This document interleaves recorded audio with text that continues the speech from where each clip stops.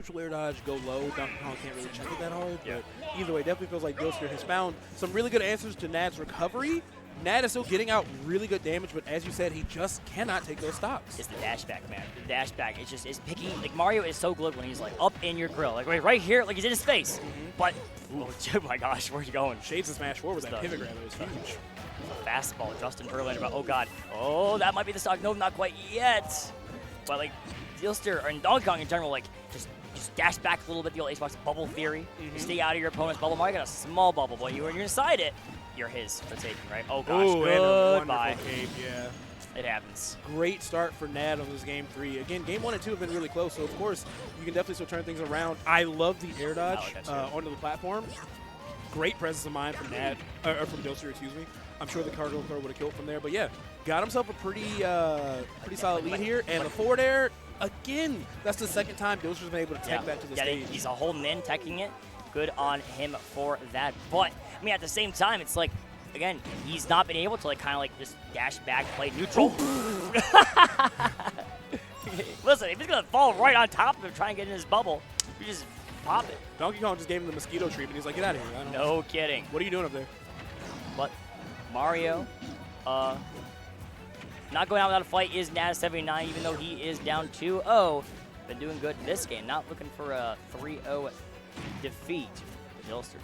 Yeah, he's got a lot of percent here for sure. But again, obviously, DK has all this rage, and I like the way he's playing. He's being really, really cautious with his shots and just trying to do a lot of shield damage. I definitely think he's trying to get yeah, he doesn't get too cute with it. I mean, he gets too cute with it, but he slows it down. He plays his cards close to his chest, right? Kind of the less is more mentality.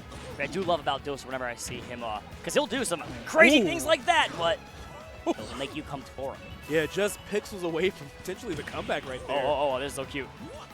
All right, yeah, Mario already at 91%.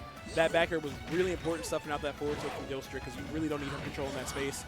Yeah, Nad cannot land, and he gets called out of his jump once again with that back air. And despite the lead that Nad has now, just 38% away. What will Nad do? He could potentially be on his winner side of life.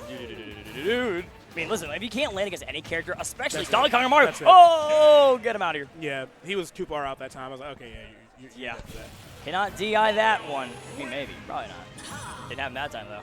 Yeah, he definitely adjusted his spacing a little bit because he was able to tech like the last two. So like, all right, this one I know will kill you. So Nad getting himself a point on the board. It's on the board, yeah.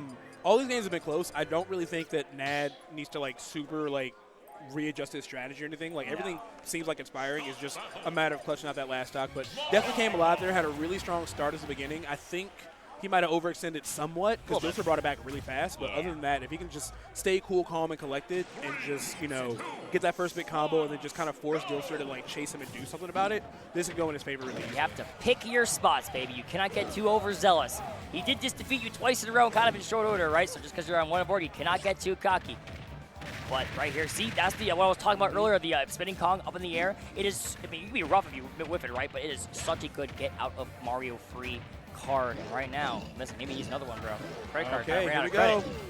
Ooh, not gonna kill it on that. I almost wonder if it's worth, instead of going for the up B, to just try to mix it up with the double jump dare. Because, I mean, you see Karama go for that a lot, too. Yeah. I'm not necessarily sure, like, with Donkey Kong's weight, which is, like, optimal, but he's definitely lived off the up Bs in the top so far. Back throws probably will not kill, man. Donkey Kong is so big, dude. He needs it. This might be the side B? No? Nice, yeah. Just nairing the neutral get up. Not a whole lot Donkey Kong can do about it. Now, he does need to be a little bit careful here. Donkey Kong can do a lot of crazy stuff off the ledge, like with side B or neutral B, but none of that matters because Nad found that up air, got himself a solid died off the up air. That's not what you want to have happening if you're playing against Mario. This is probably going to kill. No, not quite. Just outside of the little PNG on the Discords. Yeah, got really, really lucky percentage. There. The rage had just gone away, so you know, otherwise I'm sure that would kill. Great patience from Zephyr, knowing that he's going to spot dodge right after that. Nice and absolute. Yep. This is exactly what I was talking about. Threaten the space. If he can't get it, come back to stage before Mario and just keep pressuring. Yep. Spots like this here. You can see Doug. Nope. Getting onto the stage was Nad, but the up air will kill Mario. And we're at an even game here. Stocks and peace. It's kind of an interesting situation for Nad to be in because, like, all right, you land under him and you're getting grabbed like crazy, but then, like, you just try to throw out an aerial and you're losing to, like, the aerial down me. So it's kind of just it's hard for them to figure this out, I think. The stunting is going insane. Both his characters, man, it's the Mario's, like, the puppy in the cage river concepts here. But right now, Dilster, especially when Nat is having trouble landing. Also, I think when he loses his jump, he also is having a hard time getting back to stage. But Dilster, rolling right into the fire. Forward smash. Oh my gosh, almost dying. But Mario, not quite going to kill him though. Great sense of mind there from Nat to just rip it out. Sometimes you gotta rip it out. Side tilt, well bit from Dilster. Gotta find himself a way to hit him in the back air off of the stage. Yeah. We'll take it out. I really liked the mix with like the double jump air dodge back down to the ground. It was a good way to mix it up, but Dilster still just playing really patient. And now he's getting a lot of momentum here against Nat on this final Yeah, stop. no kidding. It seems to be all Dilster, but hey, like a Mario up smash. Probably, never mind, bro. Don't do it. Up smash. I honestly thought he was just going to like giant punch. Oh, hey, he did a giant punch. And you thought correctly, Sai. It seems like Dilster thought so too. You know, great minds think alike. And right there, Dilster is moving on in this winner's side. He like lined it up. He didn't pull the trigger, and then like, whew, time to land. He's like, no, actually, it's no, I'm still here, still right here. But but he's able to find it. Yeah, Nat, he would keep it close, but I just think there would be like a little bit of overextending, and Donkey Kong is just such a punishing character. Yeah. You just can't take those risks. It's a hard match. That's a very hard matchup for Donkey Kong, especially. So having the sense of mind to be able to get that one done, good on Dilster for filling it, especially because Nad's having a really good day as well. Well, good on him. Yeah. All right. He's gonna be moving on in the top 48. And it looks like that we have a Loaf on our television screen here today. Soon to be on yours. I'm gonna be so real. I didn't want to guess if it was Lucky or Loaf and be wrong, so I just sat there in silence. But it is Loaf. Look who did their research. But I was just like, it's. Let me wait. I will say I did have to look over that TV screen a little bit earlier to see. Oh, he's got the long hair. All right, I know. So Lucky has short hair. Loaf has long. And Rensuo, the Michigan Kazuya Mishima player, he's going on a deep run, I guess, here today. Kazuya and Wario. Don't see that every day. It's certainly not like one of the, maybe the 3 a.m. at the hotel room kind of friendly. Well, I imagine it'll probably be more Kazuya focused against Loaf, obviously. So, not a whole lot of people know Wario better than Loaf here. That is true. Definitely going to be running Kazuya. It's been a good day for Kazuya. The Buzz goes upset by Mirai. It was upset by Kazuya earlier in the bracket. You can check the bracket. We sure can. Exclamation point bracket in the chat, guys. Come on, you can do it yourself. Help us out here, guys. But yeah, DeBuzz, as I said when I was on comms earlier, like you put all these players here, there's gonna be upsets. It's gonna be a bloodbath. And so DeBuzz already being on the loser side on day 1 of Diamond Dust is not something I had on my bingo card. No, it is not at all. I mean, a bunch of other upsets have happened here so far. I know Zenodo lost to Boku. The hero player, right? Michigan on Michigan. Upset there, unfortunately, for Michigan players. Hey, look, there's Zenodo in the background right there. What is he doing? I don't know. Trying to figure out life, but I guess so. Yeah, Zenodo getting upset again. That's like another like 12 or 13 seed. So yeah. I expect a lot of upsets here. But let's see if Rinswell can pull this off. Now Loaf, of course, super talented player, amazing Wario, casted so many sets for Loaf, and it's always a delight. I remember I was working Midwest Ultimate Invitational. Oh yeah. I think he was fighting like Rocknerad or like like this Pac-Man.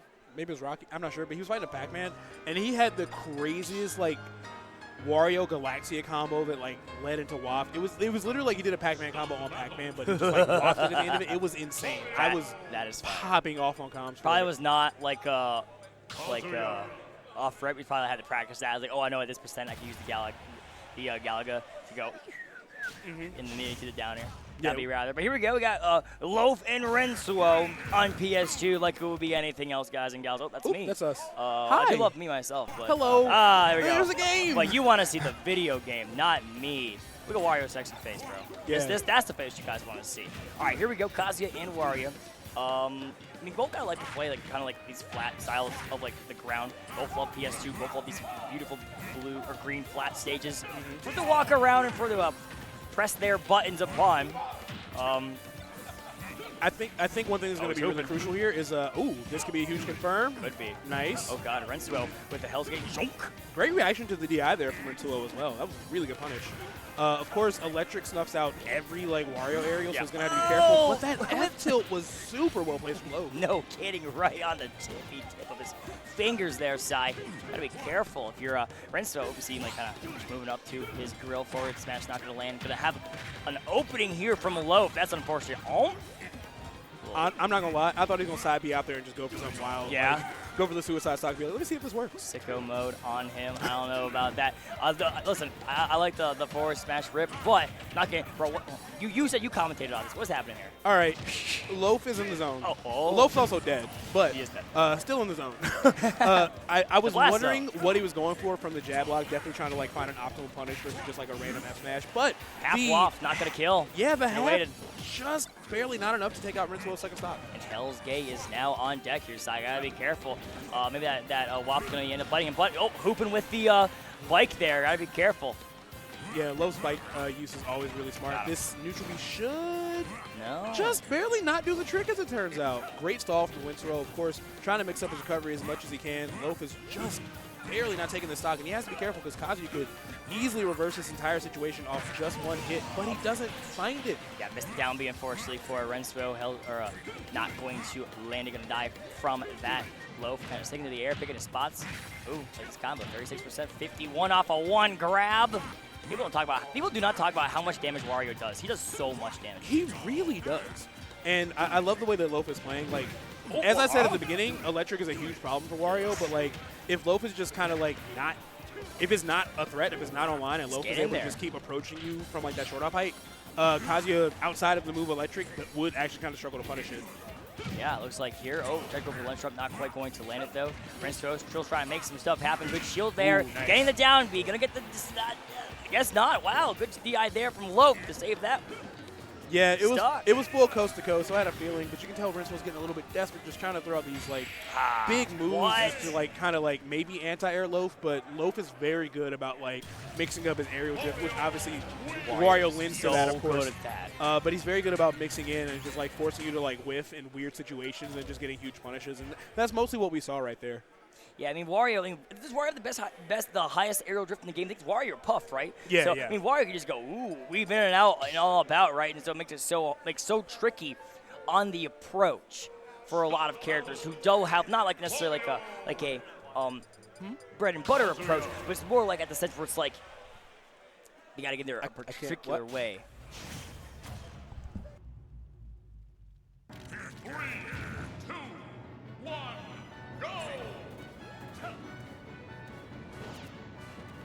Yoshi, but I don't know. Oh, we're here on Hollow Bastion.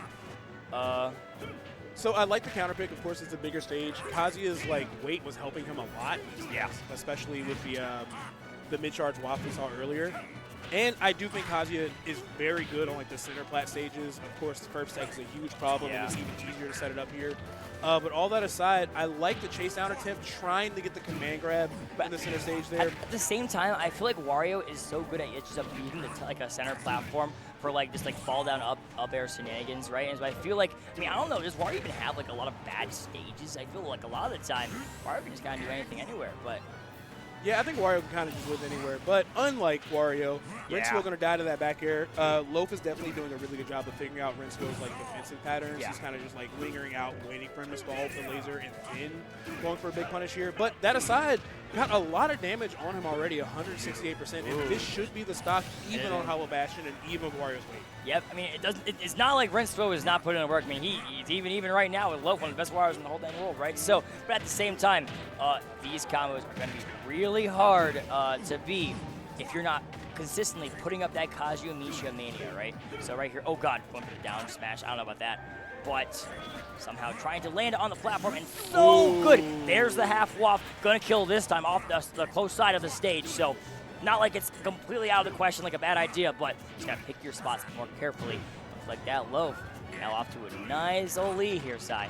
I think the other thing that is really unfortunate for Rincewill is that he's so close to like closing these out, but he's like flubbing his execution, and Loaf just doesn't give you that many chances to make that kind of mistake. Yeah, Loaf is, he's certainly not like, he's not whiffing.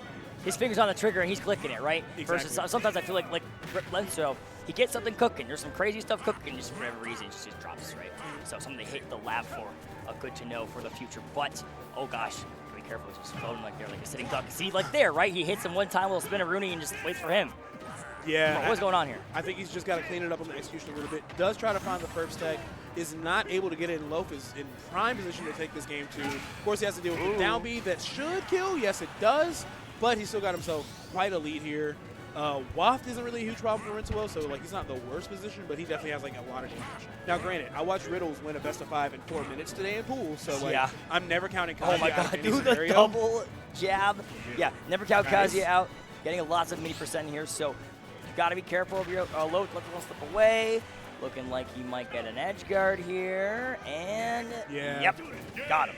Loaf just needed to hang out in that space the entire time. He didn't have to, again, just like we saw in the previous match, he didn't have to actually like jump out the window and press a button. He just needed to like threaten that area. The and, idea of Wario, not even the physical presence of Wario. The idea that Wario is there. You're not being edge guarded by me. You're being edge guarded by the idea of me. Idea of me. It's just unfortunate. Classes. But yeah, Loaf looking pretty comfortable. I do think that if Rinsuo is able to clean up the execution a little bit, this could be a much closer set. But yeah, Loaf is just getting so much mileage out of like those falling neutral airs, even his grabs and his neutral B, and like Rinsuo will like find the confirm, but just like kind of float it. So we are here on Hollow Bastion once again. Big old stage, have lots of room to fly away and not die. But if you are Rinsuo, you kind of want to get some stuff going pretty fast. Oh god, where are you going, big fella? Yeah, and that's the other thing. Kazuya's damage output is so crazy. Even a failed Kazuya combo is still leaving you at like 50%. When like a drop Kazuya combo is like any Sheik combo. It's an optimal Sheik combo. Yeah, it's like, wow, she cooked this. The world is the greatest Sheik combo. Shout out to Sheik. She needs it. Oh, poor Sheik. That's the hardest working woman in Smash, I promise you. Just, man. Shout out to WebJP, though. I think he's like one of the most talented players out there. But anyway, that's not who's on screen. We have Loaf, who's honestly down right now. The hardest working man in Mario's universe, Wario here. For sure. Totally not steal all of his riches for his company. Ooh, like this grab, forward throw, get Renzo off the ledge. Ooh, little big boot for good measure. And that was really good mix, too, because we saw in the previous stock he just hung out and like lingered, but that time he actually did go for the aerial, so there's some really good conditioning coming from Loaf. But Rinsuo keeping this really close, got the stocks even so far, had the lead in the beginning, too. Yeah. Just got to find one of those, one of those easier to find kills from Kazuya. Yeah, I mean, you can totally do it, and it could have been right there, but I mean, how are you going to compensate for a leg throw? I mean, it happens. So, like that parry, let's see if he can capitalize on here. No, not quite. Just a little from the execution. Another parry. He's doing a whole lot of parries here. Hell's Gate going to send Wario off his side. I like that from Rinsuo. Maybe go for another one right here as like an idea. But lots of God Fists. I don't know about that neutral B, kind of letting him lightly float to the ground. Up B, not going to kill quite yet, or the lightning will miss too, but getting that down B, and Rinsuo is on the board here with a game lead, or stock lead.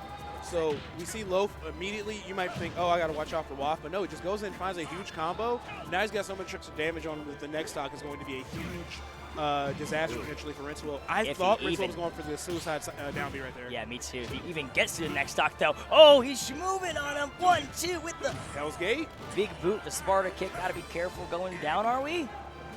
No, not quite. Hell's Gate is on deck though. Has the neutral B.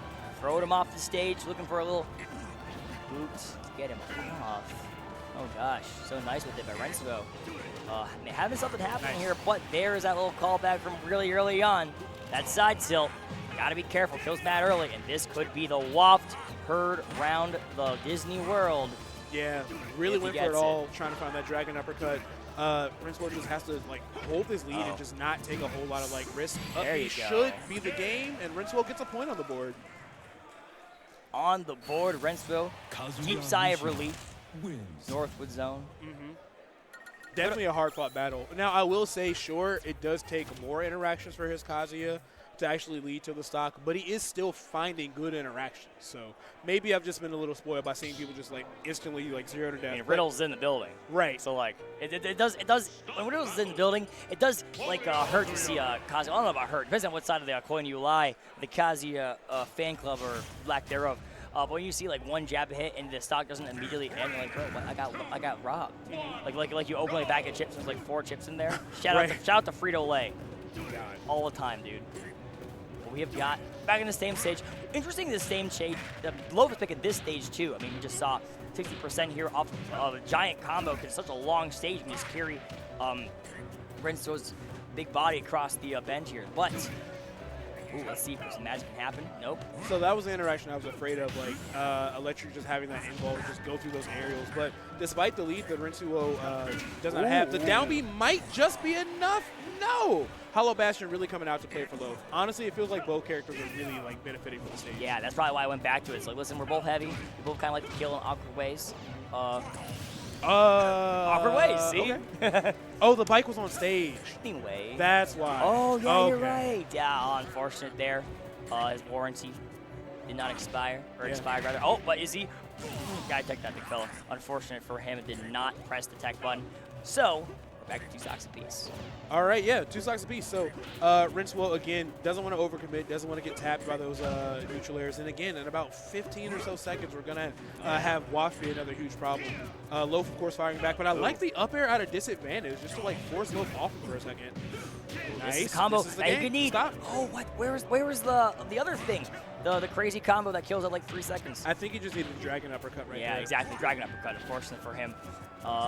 Missed opportunity, but hopefully got that. Trying to get one back here. Lots of buttons. Is Rensuo pressing? Uh-oh. That one, though, is going to kill. Rensuo, no slouch. He got a lead here, Sai. He does have a pretty solid lead. Great respect on the side B off stage, of course. Kazuya love going for that. God help you if it lands. He gets so much damage from it. There's going to be an awkward recovery. And, of course, waiting for the stall. Back here is going to clean it up. But now Loaf is in the driver's seat with full waft, not half waft. So Rensuo has to be incredibly careful. Oh, yeah. Basically, he can get touched by anything that Wario throws out, and it could be lights out if Loaf gets the opportunity that he needs. I like the attempt trying to mix in the going? side B. But yeah, falling through with that up air on the platform to reset the combo was really, really smart from Loaf. Like, kind of crazy option. Long in the pass, though. Renzo at 68%. Yeah, Rensuo. And up tilt. Probably gets the waft or the up air as well. Good night, Rensuo. Loaf. Moving on 3-1 here. Yeah, and he knew. He put the Loaf put the controller down before the kill screen was over. He's like, okay, that's definitely going to kill. I don't care if we're Hollow Bastion. I don't care if it's center stage. I got it. But Rensuo, of course, put up a fight, got himself a point on the board. And again, if just a little bit better execution, could have potentially reversed 3-0 this whole set, if not like won it like 3-1 or something. But yeah, you just got to be really cautious when you're picking your shots, especially with Wario. He's so good at comboing you. He's so good at racking up damage from like weird scenarios. But if you're not able to capitalize as fast as he is, then you're just going to get outpaced. And that's really what we saw here. Yeah, outpace is a really good way to put it, because just like sometimes as Wario, man, just puts the burners on and it'll slow it down. Once Wario just slows it down, makes you come to him. Kazuya, I feel like sometimes a character that when they have to kind of bum rush and like get into your face, it's really hard. But Geist and J-Jaw. This is going to be very fun for some people. So I'm rimming with Geist and Doorstop. And I was talking like, Doorstop, what do you do about JJ if he just like crouches? We were like, ugh. I know. But like, nothing. I didn't ask Geist that question, but like, could potentially be a similar boat. It's one thing that I know that most Bayos love to eat off of, Geist included, is that ABK like from the corner like sets up for so much. But of course, JJ, who is very comfortable crouching and keeping as low of a hurt box as possible, definitely going to make that really tough for her. You don't want to necessarily just start being like, maybe I should heel slide more, because heel slide's very punishable. So Geist's going to have to be really careful. I could probably see some dive kicks coming in and being pretty handy, but yeah, I can see that too, especially because like if you're not going to like just run right into Kirby, you got to find some weird way to get in. Dive kick definitely can be possible here too. I do feel like Kirby, and especially JJ, is very beneficial. Like a lot of people like to bring up the mental aspect of playing against this guy, because he uses like a goofball. He will troll you, yeah. But at the same time, it's not even he could be like the goofiest goofball of all balls in the world, and it's like it doesn't matter if he's like suck playing at the game. This guy, his tech skill and his like actual ability and decision making in the game is unlike any Kirby I've ever seen. Oh, for sure. He's so just he just got that brain. He's so smart in his decision making, and with Kirby, it is especially with the matchup check. Kirby's a little smaller. Bayo has a lot more range, I guess in theory, but sometimes, man, just Jay just have his way with you. Yeah, and some people might get annoyed, like, oh, I'm being camped, or oh, Kirby's just crouching. But, like, Kirby is bad. You have to use every tool you can imagine. This character is not one of the strongest characters He needs in the meta. it. Kirby's crouch. He needs it. He really does need it. But let's see if Geist has done his homework on a character like this. I do know, just from chatting, like, characters that are around, I think Geist was pretty much saying they're really easy to combo, or they're easy for him to combo. I don't know if it's like a Bayo thing or not. So Kirby's definitely going to be susceptible to that, and very light. So it could get disastrous once those combos start cooking. But it is just going to be a very interesting neutral to see how Geist starts finding those hits and what he does at a disadvantage, because Kirby's combos are not to be slept on either. So we'll see. In a bit here, after the Joy-Con, or the Pro Controller is paired. I know JJ, I believe they're originally from Oregon, then finding a home at Video Game High School, a.k.a. Northwood University. That's here, right? Where, is that yes, here? Okay, yeah. Where legends are formed. Video Game High School. That is a crazy throwback reference. Dude, Jesus I'm telling Christ. you, it's Video Game High School. That's what it is. You're between Midland, Saginaw, and Bay City. What can you do there? Oh, I know. Two of those names sound like you made them up. What did you say? Bay Midland? City, Midland. Midland, And, excuse me. Midland, I believe, is where Northwood actually is. Okay. And then Saginaw. Saginaw? Saginaw. Saginaw? All right, well. Okay. I do think it's going to be interesting to see both of their recoveries against each other. Like, I feel like they can both probably gimp each other pretty hard. Like, if Jay's really patient, like, ABK can get smoked by Kirby back air or even The Rock.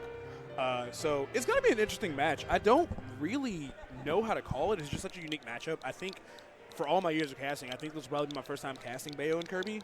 Yeah, like together or like either of them at all? No, together. Like yeah, this, I was going to say, matchup. this might be the first time Kirby and Bayo have ever played against each other ever.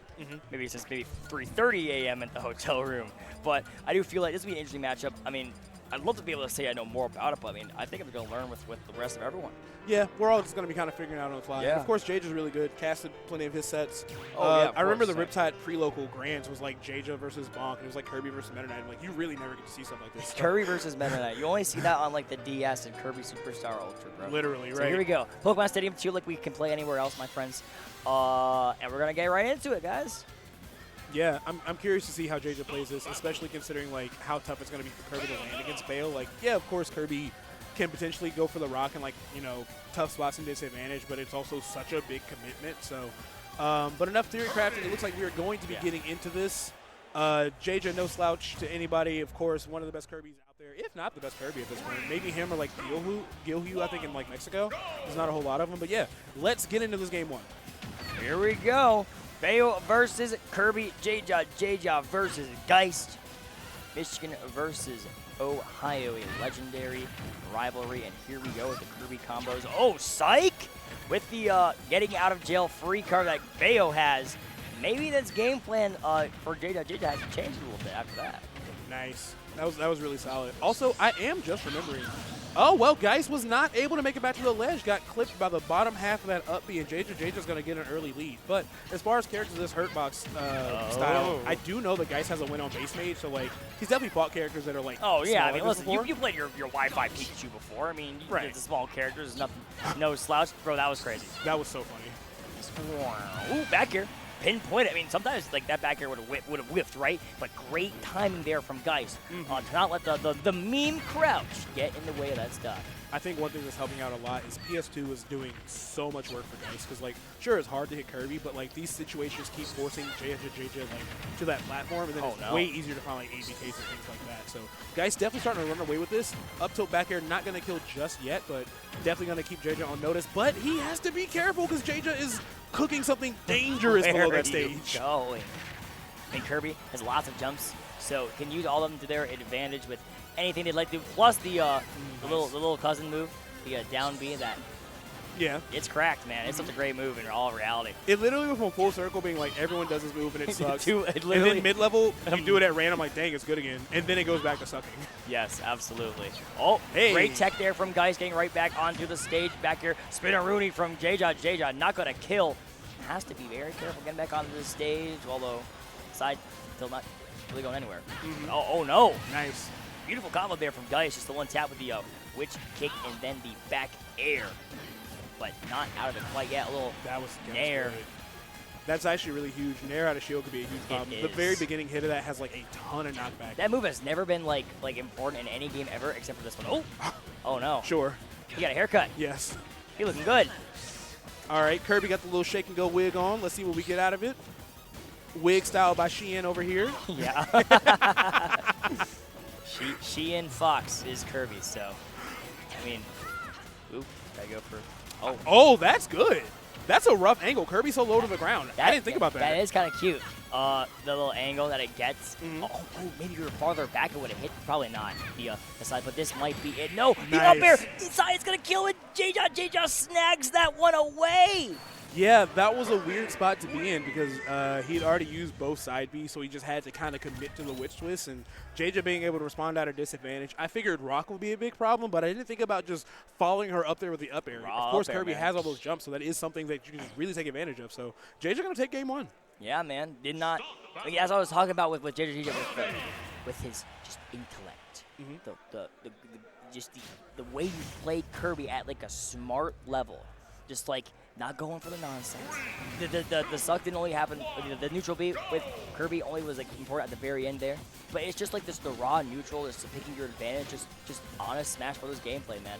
That is what you can see with Dice or with JJ rather. But here we go, back on stadium. JJ's positioning is really important now, too. He's hanging out under the platform, so like you have to commit to dive kick or you whiff ABK. So he's using the stage really, really well against guys. Yeah, interesting why they would not go back to it, or why they went back to it so fast. Man, it's just the YOLO. Let's just go. Come on. You can't tell me this is not smart. Oh, never mind. It's definitely smart, but like Bayo just has too many resources. Yeah, I mean, listen, maybe on Wi-Fi that's gonna work. I don't know about right here. Uh-oh. Down smash? Whoa! But too many jumps.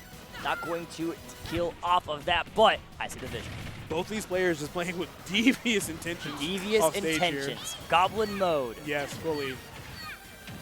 All right. Kick, or a wish twist rather. Get some stuff. Slaps, pummeling, back throw.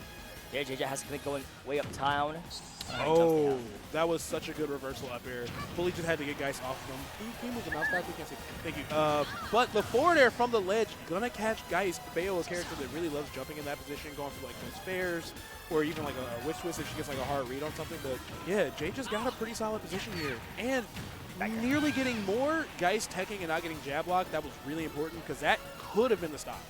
Listen, if you hate Steve up air back air, you should hate Bayo up air back air. Because it's like the same thing, but I feel like it kills even earlier and better sometimes, man. Kirby using that gun to measure back air, gonna kill Geist. Yeah. Great positioning. JJ playing so well right now. Geist definitely got to find some kind of way to like match the pacing, because you also don't want to overextend against a character this small. Great damage so far. I thought we were going to get the rock. And Geist just snatching that lead out of JJ's hands, seemingly out of nowhere. Highway robbery, bro. Yeah, for sure. Give me your money. Or JJ had rock right there and killed Geist to like 5. I really was not sure. But all right. Geist. Dance. Makes him having Kirby. I love the shield tilt from JJ as well. Trying to cover Kirby's small frame, but the witch combos. Picking her spots, getting far away, dashing back. Don't want to get too close to JJ, because that's where magic happens, baby. Oh, that may have not been what you wanted to go for. We're going to capitalize off of it. Yeah, potentially a misinput right there, and that's the dive kick I was afraid of. This should do it, yes. Yeah. That's exactly what I was concerned about in this matchup, is that dive kick, because Kirby is so light. And it pops you up in the air so freaking high. It's really hard for a lot of characters to survive getting hit by that, especially on a stage like PS2. It's just, it's rough. But you start dying at like 40, man. But nevertheless, phenomenal work there from Geist, even this one out. I do wonder what the stage pick would be. I don't know if we're going right back to stadium. Very well could. Rules. Yeah, and as we were saying, the problem we saw in the first match with Rinsuo is like, okay, you're getting these confirms, but what do they lead to? Like, Geist was pretty far down in that second game, but because he was able to, like, take those 2 stocks and, like, 3 interactions, it didn't really matter. Yeah, that's true. Zamba had a famous tweet the other day, a couple weeks ago. He was just like, why would I outplay you for a full round if I can outplay you 3 times? I was like, damn, he kind of smoked that. Yeah. Why would I outplay you for the whole game if I only got to do it 3 times? He's right. He's right, and he should say it. Why do I got to outplay you for the whole time when I got to outplay you 3 times? So here we go. Let's see if we can get 3 of those outplays in a row here. Here's one. Oh, God. Well, never mind. All right. Well, oh, no, maybe here's one. All right. Yeah, burns both of the witch twists, so Yeah. couldn't extend it to anything super crazy, but guys definitely getting a lot of damage here. And overcommitting with that ABK. Rock shockingly not killing off the top. Maybe I underestimated or overestimated that move a little bit. Yeah, But I mean, DI, Bayo's not heavy, right? Oh, but the YOLO's, the super kick there from J-Jaw.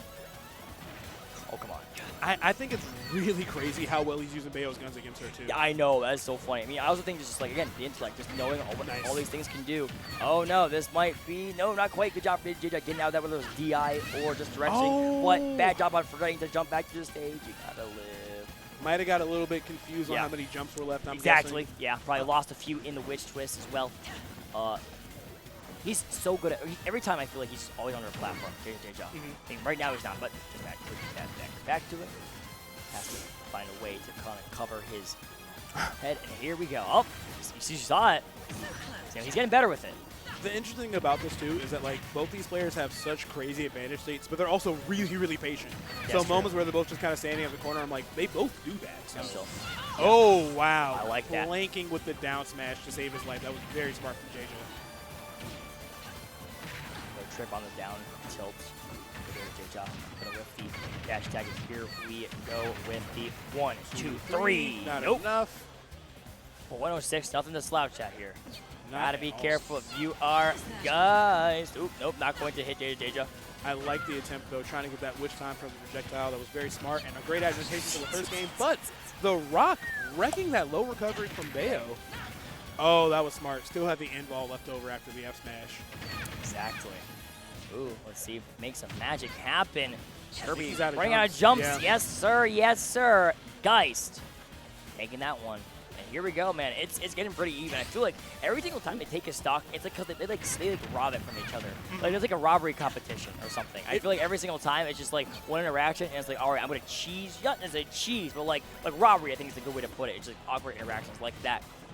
So we'll see what the next who's gonna rob who next. And there's a reason there's so many pregnant pauses in the match. They both get so much out of every hit confirmed. Yes, you have true. to really carefully pick your shots, and they both know that. And I was right in my assessment. They're both very good at gimping each other. I figured both these recoveries were kind of exploitable by the other person. But right now, guys, getting a whole lot of damage. Let's see if JJ can fire back. Ooh, all right, 39%. Oh, no. Nothing too bad, but he's got to be careful. Kirby's very light now. Up tilt is like a huge factor. Down tilt could also lead to some scary stuff. JJ's got to be very careful here. Back air maybe coming out. One of these characters who just kill so early. There was the up air looking for the back air, as I just mentioned. It's a nasty combo. Myth whipping the grab, though. It could be anyone's game. Dash attack from J-Jaw. J-Jaw resetting stage control in his favor. But, oh no, wow. just whipping the forward smash, but there's still nothing. Someone's going to kill. Ooh, this could be its side. Nope. Yeah, not from that confirmed. They're both really just 1, maybe 2 hits away. JJ's doing a really good job of just spacing around Bayo side B, but gets tagged, doesn't die just yet, but this is fully a nail-biter. Anybody's game. I cannot call this. Oh my gosh, going way down townhouse to make it back to the ledge here. Dice rather, just slowly standing menacingly, going for the dive kick, not gonna Ooh. land. Oh, almost had something there. Maybe this might kill with the 4th throw. Ooh, good DI there, right in the corner for Kirby with this down B. Ooh, Great parry. cool parry. Oh, the F tilt Coming not back gonna here. kill, but Yeah. this is gonna be a tough recovery. Boom! And Shakalaka, and it looks like J-Jaw gets the back air and the game 3. All right. what I like is that even though it became a more and more high pressure situation, they were both Yeah. trying to bait the other person into flinching. They weren't like scrambling. They're like scrambling, but a way of like, no, you guys scramble. No, you scramble. No, you scramble. All right, fine. We'll do nothing back here. Yeah, Honest scrambling. for sure. So now JJ up 2-1. Very close game. I definitely think the Geist is still in this. Just got to. I don't know. It's not even like a player adjustment thing. It's just like these clutch scramble scenarios that just are just going in JJ's favor for sure. Yeah. So here we go. 2-1 JJ's favor. Ooh. This could be huge. Okay. Huge. That could have been really, really bad. Yeah, A trip at 0. Could have. But luckily for Geist. Although we're at 37%, so I guess it didn't even matter. Oh, just barely going to live, actually. I actually didn't think she was going to live that. Yeah, Bayo pretty light, but not that light. Game's coded by interns, but maybe they knew what they were doing a little bit. Back here, gonna get shielded. Finally shielding that maneuver from Geist, rather. Oh, boy. big Oh, witch boy. time. Let's see what we get for it. All right. Can't reach, but definitely doesn't want to overextend. And, of course, risk trading with the rock there. Yeah, now the rough going for Geist, but not going to get that. Is JJ back here going to knock him off the stage. In one of these scenarios, but oh gosh. Mad scramble here on the right side of the stage. Nice. I like that. Sit combo from Geist, forcing JJ back off stage. And not able to get the kill with that extended up air. Really, really close call. Definitely got a lot of damage back in here. And the dash attack of all things is going to do it. Haven't seen that in a while. Geist, good on them. Holding that one out, but a lot of percent here. But maybe it doesn't even matter if you are just going to beat the crap out of JJ. JJ, oh my gosh, another up throw. I love the way he's playing right now. He knows that like at those lower percents, some things are going to be negative on hit, so he can't risk like Kirby naring out or like back airing out. So he's very good at resetting and just finding these air dodges. And now the lead is twist is crazy. Really far in his favor for this game 4. Yeah, no kidding. Oh, but that's going to do it, yeah. Sharkin with the up air. Good on JJ. JJ. This looks so frustrating. Can Bayo make this? Yep. Yes. He made it. I was not confident on that. I'm not gonna lie. It was every so low to the bottom. every good Bayo used to have 1 SD per set. So maybe that was gonna be the one of them, but nope. We gotta get better. Yeah, and I think JJ likes it. The pace is kind of like speeding up a little bit because Yeah. he's winning a lot of these trades with these down tilts. Of course, he keeps himself so low to the ground when he does it. It's very hard for Bayo to contest it. This landing with the rock once again. Let's see if Geist can find a punish for it. Wow, that was so cute. Just going way down with the rock to see when it comes out because it's season 4 where we can't do nothing when the rock is like that. So that was real nice. Any percentage is good percentage here.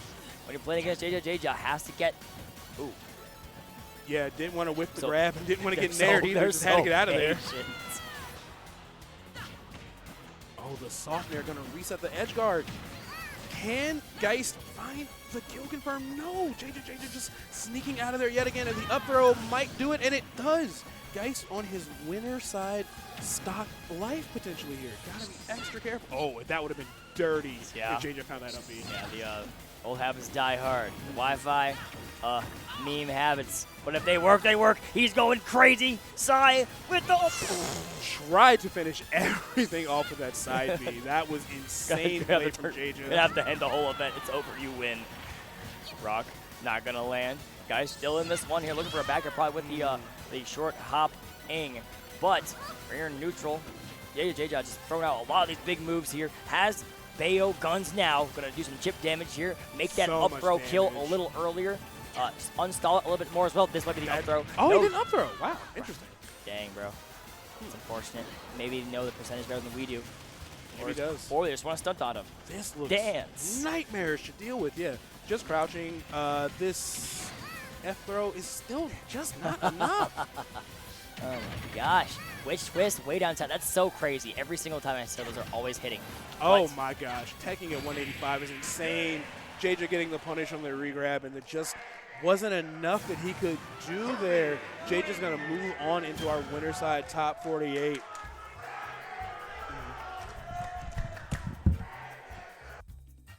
Oh, really coming alive, too. Really happy that that happened. Of course, definitely an upset. We'll see that in the thread. But, yeah, that just looked like a pretty tough match for Bayo, especially once guns became a factor. Not only do you have to really overcommit with, like, a heel slide or maybe just, like, a throw if you can catch JJ shielding, the guns make it so you can't even stand. So, very good adaptation from JJ there, and he is going to be going down. But in the meantime, we got MK Big Boss coming up against, I believe, Sam. So, of course, one of the best Robs in the business is going to be taking the stage here in just a moment. Sam, I think, is Sam an Inkling maybe? I'm not 100% sure. But either way, we'll see them in just a moment. Also, again, huge shout outs to the Diamond Dust staff. As I've been saying all day, this tournament is super duper stacked. So very happy we have the caliber of players that we have. My co-commentator has to pee. Am I switching off? I'm switching.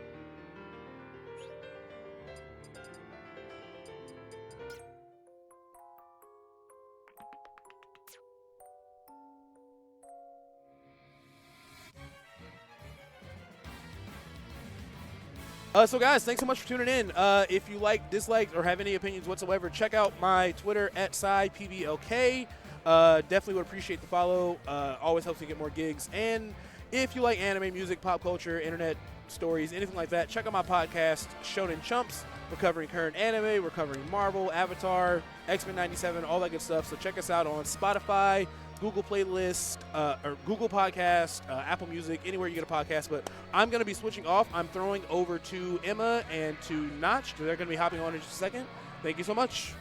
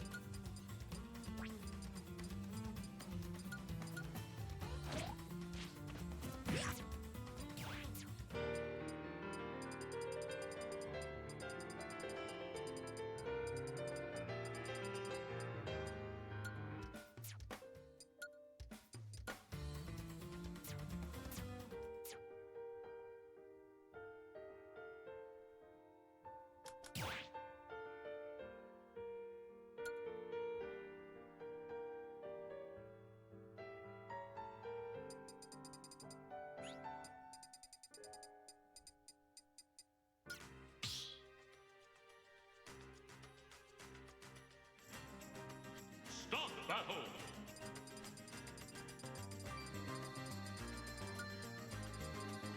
Rob. Inkling.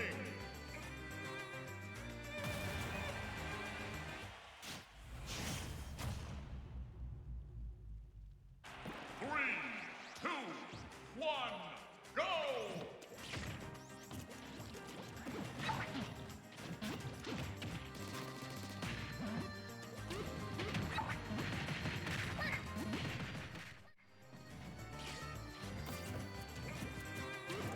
Hey guys, welcome back to these top 48 qualifiers. I'm Emma and I'm here with Notch and we're going to be commentating this hot set for you. Already got started here. We have Inkling versus Rob, Sam versus MK Big Boss. Sam was playing a lot of Rob in doubles as well today, so I think they'll definitely have a lot of matchup experience and know how the character works, so I'm excited to see how they stack up here. Yeah, it's always interesting seeing like players who co-main a bunch of characters have to play against like characters they already know, but I'll rob the caliber of MK Big Boss. Obviously, there's going to be some tricks up the sleeve. Yeah, speaking of tricks, able to get that gyro set up into the F smash to take Sam's stock pretty quickly. Already a minute into the match, and Sam's down to stock. But MK Big Boss sitting at 112 right now. Sam going to go for the booyah, able to hit it, and finds the stock there as well. Quick even and up of the game. We're only a couple percent away. We got a jab. Inks on the Rob. Going to take a lot more percent due to that. We're already going for a big edge guard and keeping it going. Splat bomb off the edge of the stage spike. Shoot. Oh my god, bro. What the? Oh my gosh, explosive stocks, no pun based off of the splat bomb, but again, just setting up this ledge trap. MK Big Boss really struggling to make it back to center stage. Sam just has great control here, able to use the gyros to their advantage as well, finding this up tilt, big damage here, but MK Big Boss firing back with that fair to as a get off me option. Yeah, and it seems like a lot of the struggle for MK Big Boss, at least in this game, has been when Sam is just up close and personal. So if Sam can keep the distance close, MK Big Boss is going to have a tough time. But DIing the up air correctly, gonna live, gets hit with another down air, just trying to land. Let the homie breathe. Oh yeah, missing that tech too. That's going to be a death sentence there. Able to find that down smash at the ledge. And now Big Boss fighting his way back towards center stage. Sam just playing super patient here, using a lot of this neutral special to add a lot of ink on. That way, when we do get these high damage combos, it's even going to be even more damage. Yeah, it's crazy that Sakurai was looking at the game, and then they ended up buffing Splat Gun. Yeah. Come on, that ain't need no buff, Sakurai. Which Inkling is a character that you don't see a lot of representation of. Like, Sam and Colorado are definitely holding down the fort when it comes to the Inkling meta, but so far Sam's showing why this character is pretty decent despite not having a lot of representation. Yeah, I like that Z-drop with the gyro, just a little familiarity, you know? Obviously plays Rob, so we got gyro play no matter what character we're playing. Big Barry right here, misses the up tilt, no Zombair. Oh, that one's gonna connect? No way! That either shield poked or Sam pressed a button. Either way, that looked messed up. Yeah, I mean, great mash on the down throw there from Sam, but just that back air so strong, able to kill Sam despite the pretty decent like difference in percents there. Yeah, and now the stream runner's gonna tell, hey, we needed to wait a second. That's all right. We ain't missed much. Yeah, we just missed the beginning. I mean, it was Yeah, firing back and forth anyway. for real, for real. And we're running it back to PS2. That's where all the best games happen, or so I'm told. And I'm curious, I have a feeling we'll probably see Inkling Rob the majority of this set. Yeah, I mean, like, Big Boss taking a pretty quick lead there, but Sam just firing right back, and I feel like it was pretty close the entire time, just a very unfortunate back air there at the end, but these are going to be quick games for sure.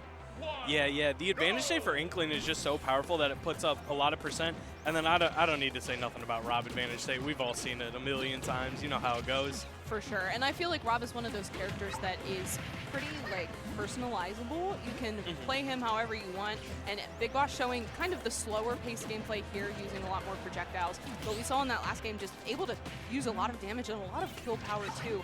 But really struggling to get off the ledge here. Yeah, I really like these low committal options from Sam, you know, throwing out like spaced back airs that they might not hit, but if you're running in, you're going to get hit, and sort of just keeping Big Boss in place when he's on the ledge.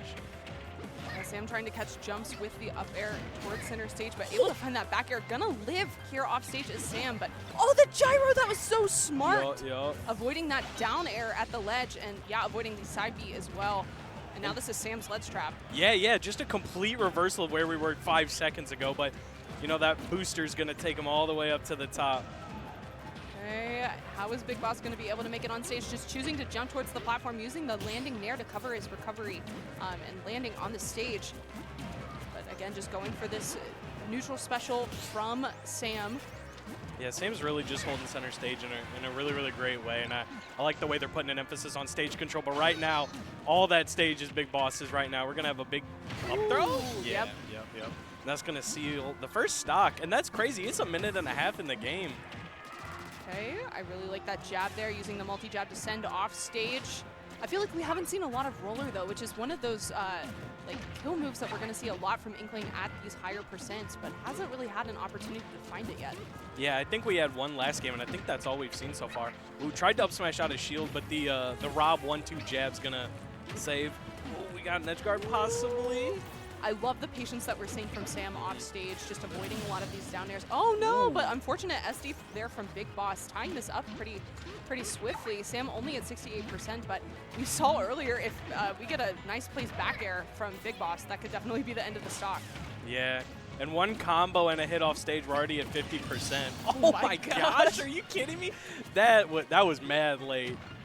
All right, finding this back air, but Big Boss, again, just using that fair really efficiently to use as a get off me option and creating this space so that Sam's not able to get these high damage combos. Yeah. Just playing like full stage neutral right now, and Big Boss is okay with it. He's got the lead, he's in the driver's seat. He's comfortable to stay back. It's all on Sam to sort of make up this lost lead here. I like the way that Sam's sharking underneath the platforms too, using that up smash. Not going to kill, especially at 110 with how heavy Rob is, but getting back to the ledge here could be a problem for Sam. That recovery was so smart, just going right around the rotor arm. Yeah, that was pretty sick. Oh my gosh. Still in the corner, not free yet. Loses game too, man. As smart as that recovery was not enough, but man, there's moments of greatness.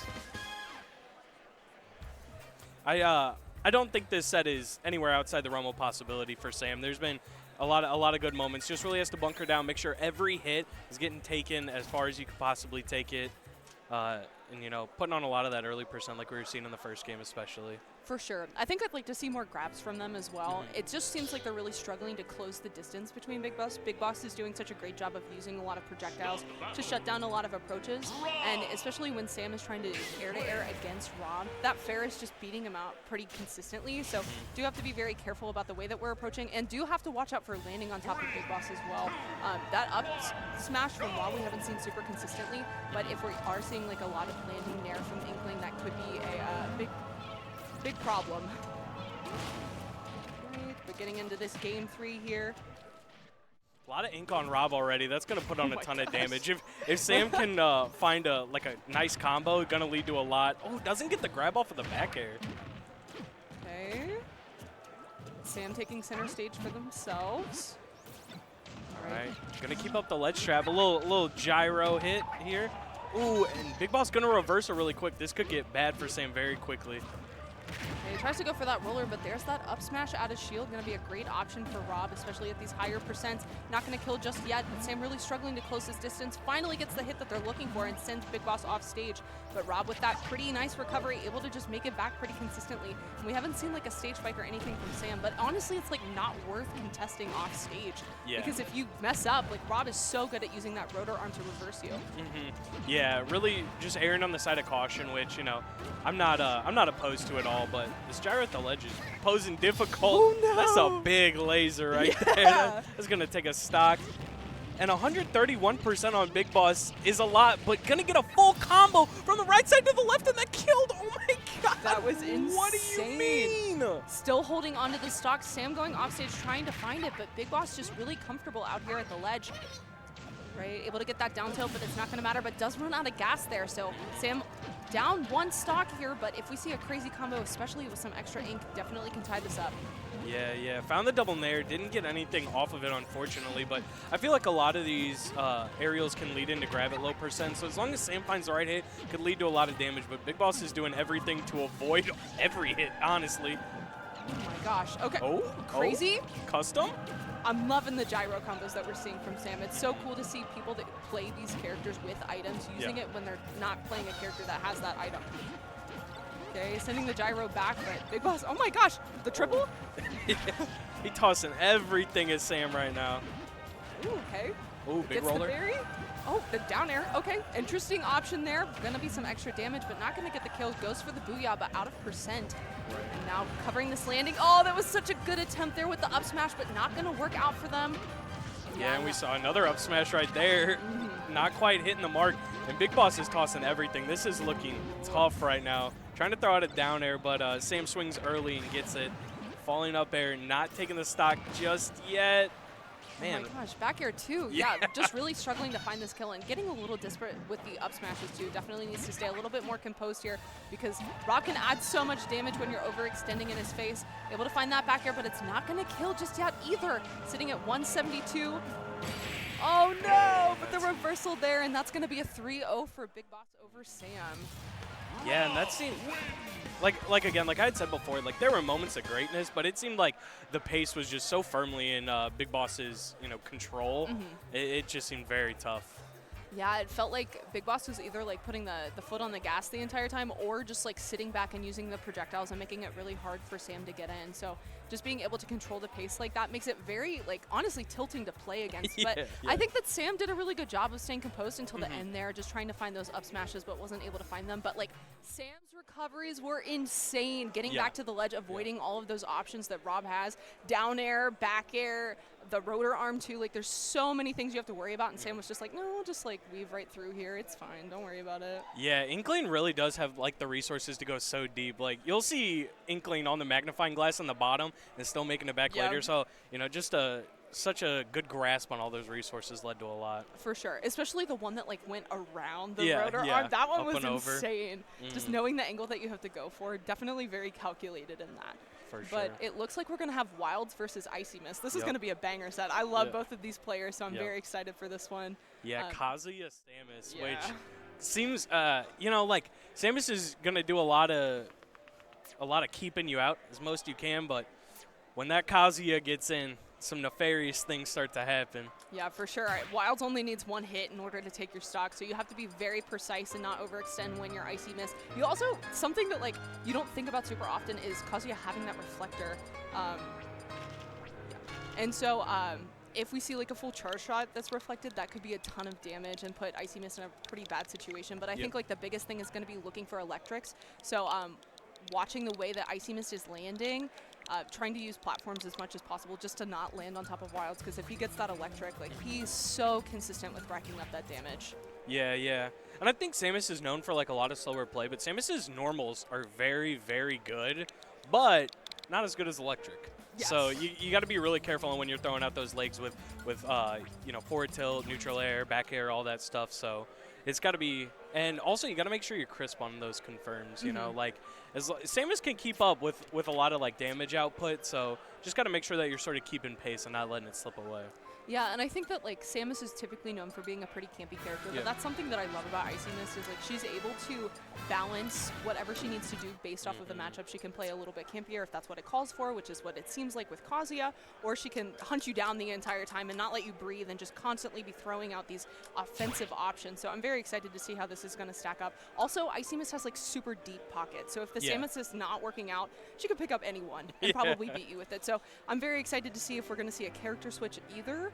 But yeah, I think we're gonna start on Smashville ? Which That'd be interesting. Yeah, there's not a lot of room there to run away, but maybe they'll just be scrapping. Yeah, maybe that's the goal. Who knows? Wilds looks like he's having headphone issues. I don't know what's going on up there.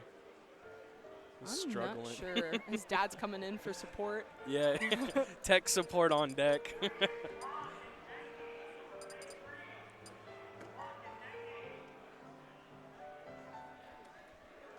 All right, just waiting for him to figure this out. I think he's opting out of the headphones. Yeah, switching them around. We'll see. And I think Samus might be one of those characters that playing with audio might help a little bit. Yeah. Help you react a little bit more to like charge shots and stuff like that. But we're getting into stage bans actually, so we might not start PS2. I've seen a surprising amount of stage bans. I feel like Ultimate players constantly gentlemen to PS2.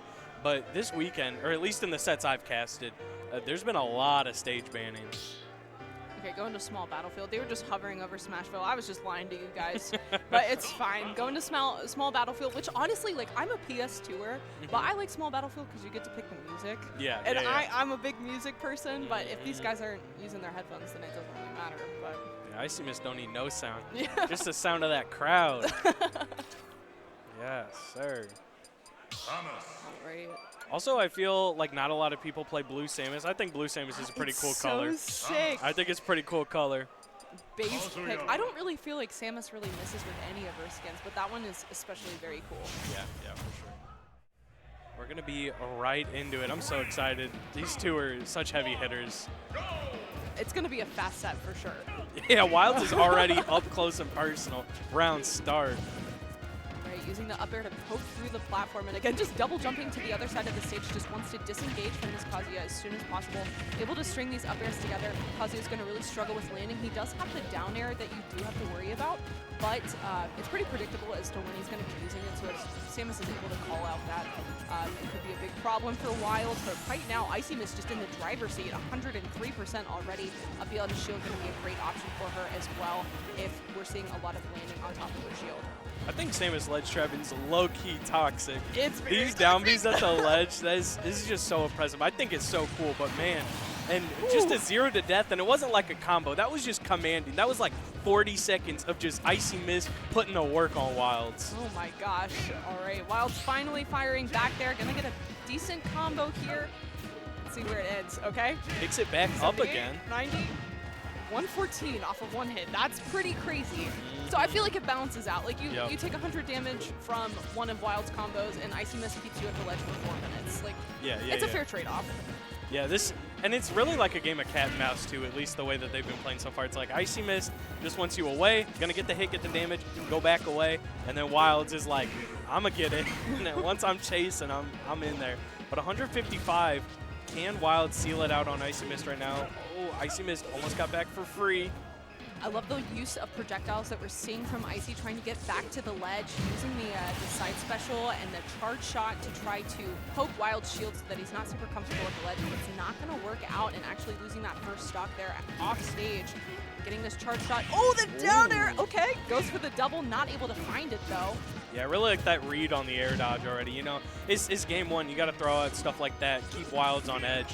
But in the corner again, and we saw Icy Mist start at such a commanding lead, and then it's just a couple neutral wins, and Wilds is already winning now. Yeah, I think that was a little mistake there from Icy. I don't think she meant to go off stage, but then losing her jump in the process and just not able to make it back there. Not Wilds at 95% right here. If we see a landing into Samus's shield, might be able to find an up smash, but Wilds playing Kazuya. Kazuya, super heavy character, so he's probably going to be able to hold on to this stock for a while. Yep, and Rage Drive right now going to get knocked out of him, actually. Icy Mist wiping the sweat off her brow, I'm sure, to not get hit with a Rage Drive. And we're even back up. It's only 24% apart. Yeah, that dash attack is going to be a great grounded option for covering a lot of landings, and so able to find Wilds landing there on the other side of the stage, just able to throw it out and find that stock, but racking up so much damage off of these up airs. Just playing super patient, sharking underneath this platform, using the Nair to try to cover the approach back to center stage from Wilds.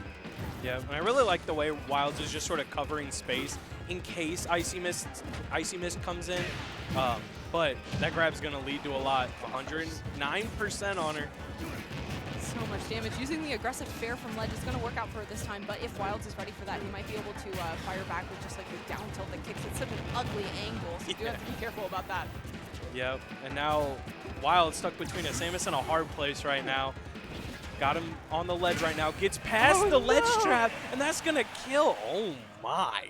Yeah, crazy first game there, firing back and forth. But both of these players showing that they have a lot of kill power, and they're great at racking up damage. Yeah, and that was an extremely close game. Like, yes, for sure. That was wild. And I feel like Icy Mist was really executing her game plan pretty well. But again, just those times where Wilds got in, it's how do you keep a person out for an entire 3 stocks, you know? Like, especially when one of your best tools for doing that is going to be your Zera, but I feel like the crouch dancing that Kazuya does is just going to skirt right under it and make it very easy for him to find out the electric follow-up too. So do have to be very careful about that, and you can't really use one of your best tools. Yeah.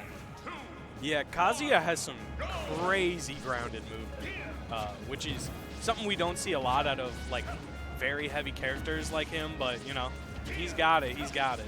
All right, just struggling to find the first hit here, but Icy Mist finding that back air. Going to use the fair. It's going to be a great way to control airspace if we see Wilds using a lot of these approaching aerials, but gets this combo started. Oh, great awareness there with the grab on Icy Mist's shield, and now struggling to get back onto stage here.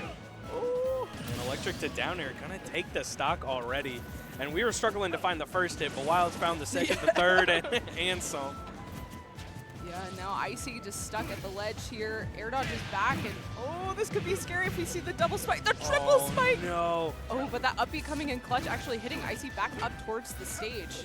Yeah, I'm actually curious if it would have been better just to not recover at all. You just trade stocks right there with the stock lead, but hey, there's a reason I'm not playing, but we're gonna find it again right quick.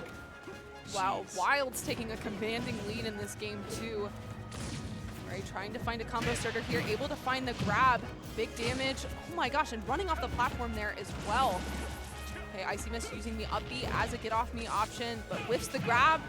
Okay, only gonna see a jab off stage though. Big back throw, the command back throw, sending out a terrible angle, and that laser gonna wrap it up. Ugly angle on that back throw. It's so gross, and you're not ready for it. You don't want to waste your resources dealing with that laser, but it's so strong too. So you do have to be very careful when you are dealing with that, because Wilds is just so consistent at like pinpointing and sharpshooting you off stage. Yeah, and I think I saw Icy Mist say that she just wanted to run it back, but yeah,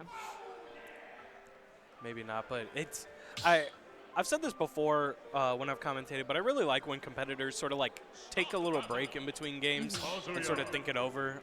And I think it's the mark of like a composed player like Icy Mist, that she's taken sort of that moment, gonna, you know, think over what happened, you know, sort of compose herself again before we're just, you know, like tilt queuing up, you know? Yeah, and especially with like a character like Kazuya, I feel like 3 stocks are pretty common. Like he just has to hit you once. And so if he's able to find 3 of those openings, that's the game. But that doesn't necessarily mean that you're out of the set. I mean, game 1 was so close. Ooh, able to find that charge shot as well. And now 82 off stage is wild. Ooh, finds the back air too. Icy Mist had a good read right there. Didn't quite get it, but still followed it up again. And 97%. Now again, Icy Mist has to play the game of, we need to keep the big buff man away from us. Yes. Like, having a percent lead is nice, but you really need to take the stock before you can start camping. Because of this. Because they can just fire back immediately and already at 85%, and now Wild's in the lead.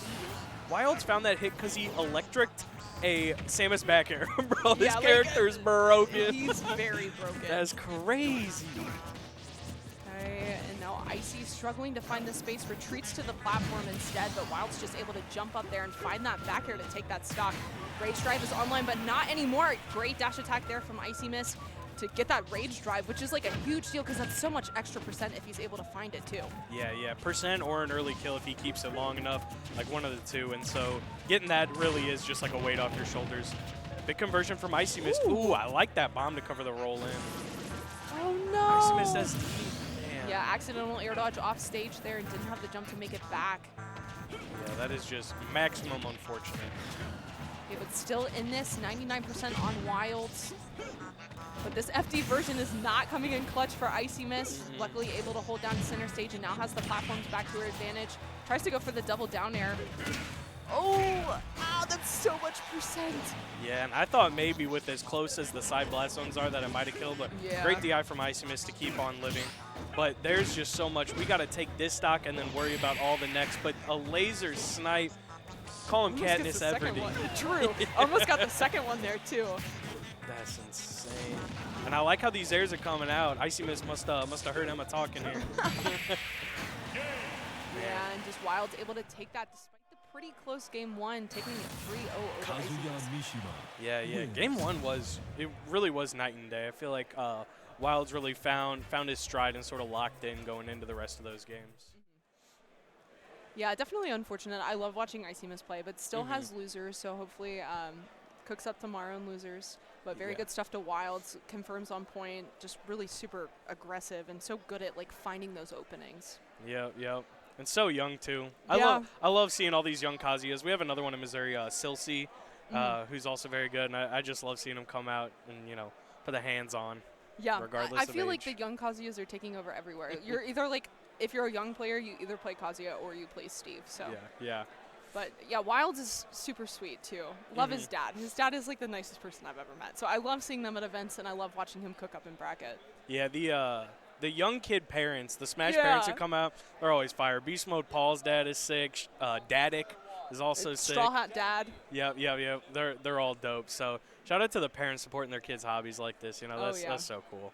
Yeah, no, it's awesome. And I love when they all have like merch with their names on it too. Yeah. Like, oh, you guys take this like seriously. It's always cool to see parents supporting their kids. Getting into this next set though. And so I think it's Jengi, Yes. the Belmont, right? Yes, I think so. I'm not sure if I'm pronouncing that correctly, but saw her playing Richter earlier, and I can't remember against who. Against a very, very good player, and was doing pretty well, actually, I will say.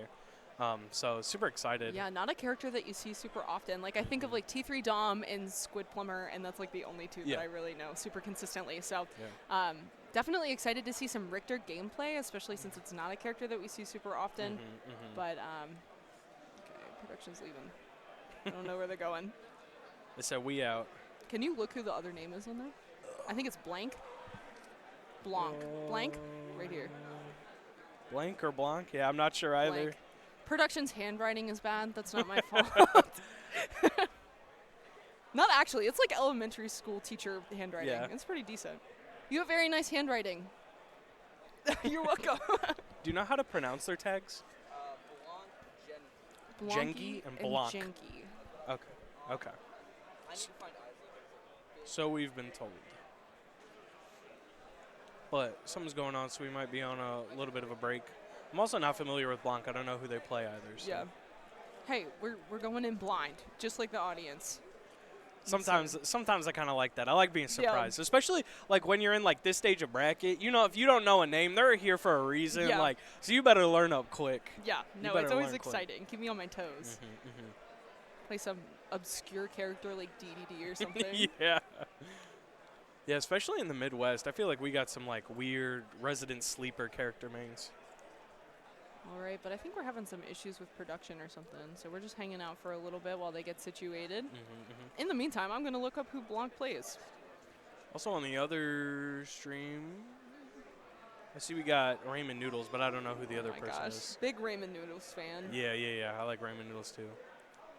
Blanc.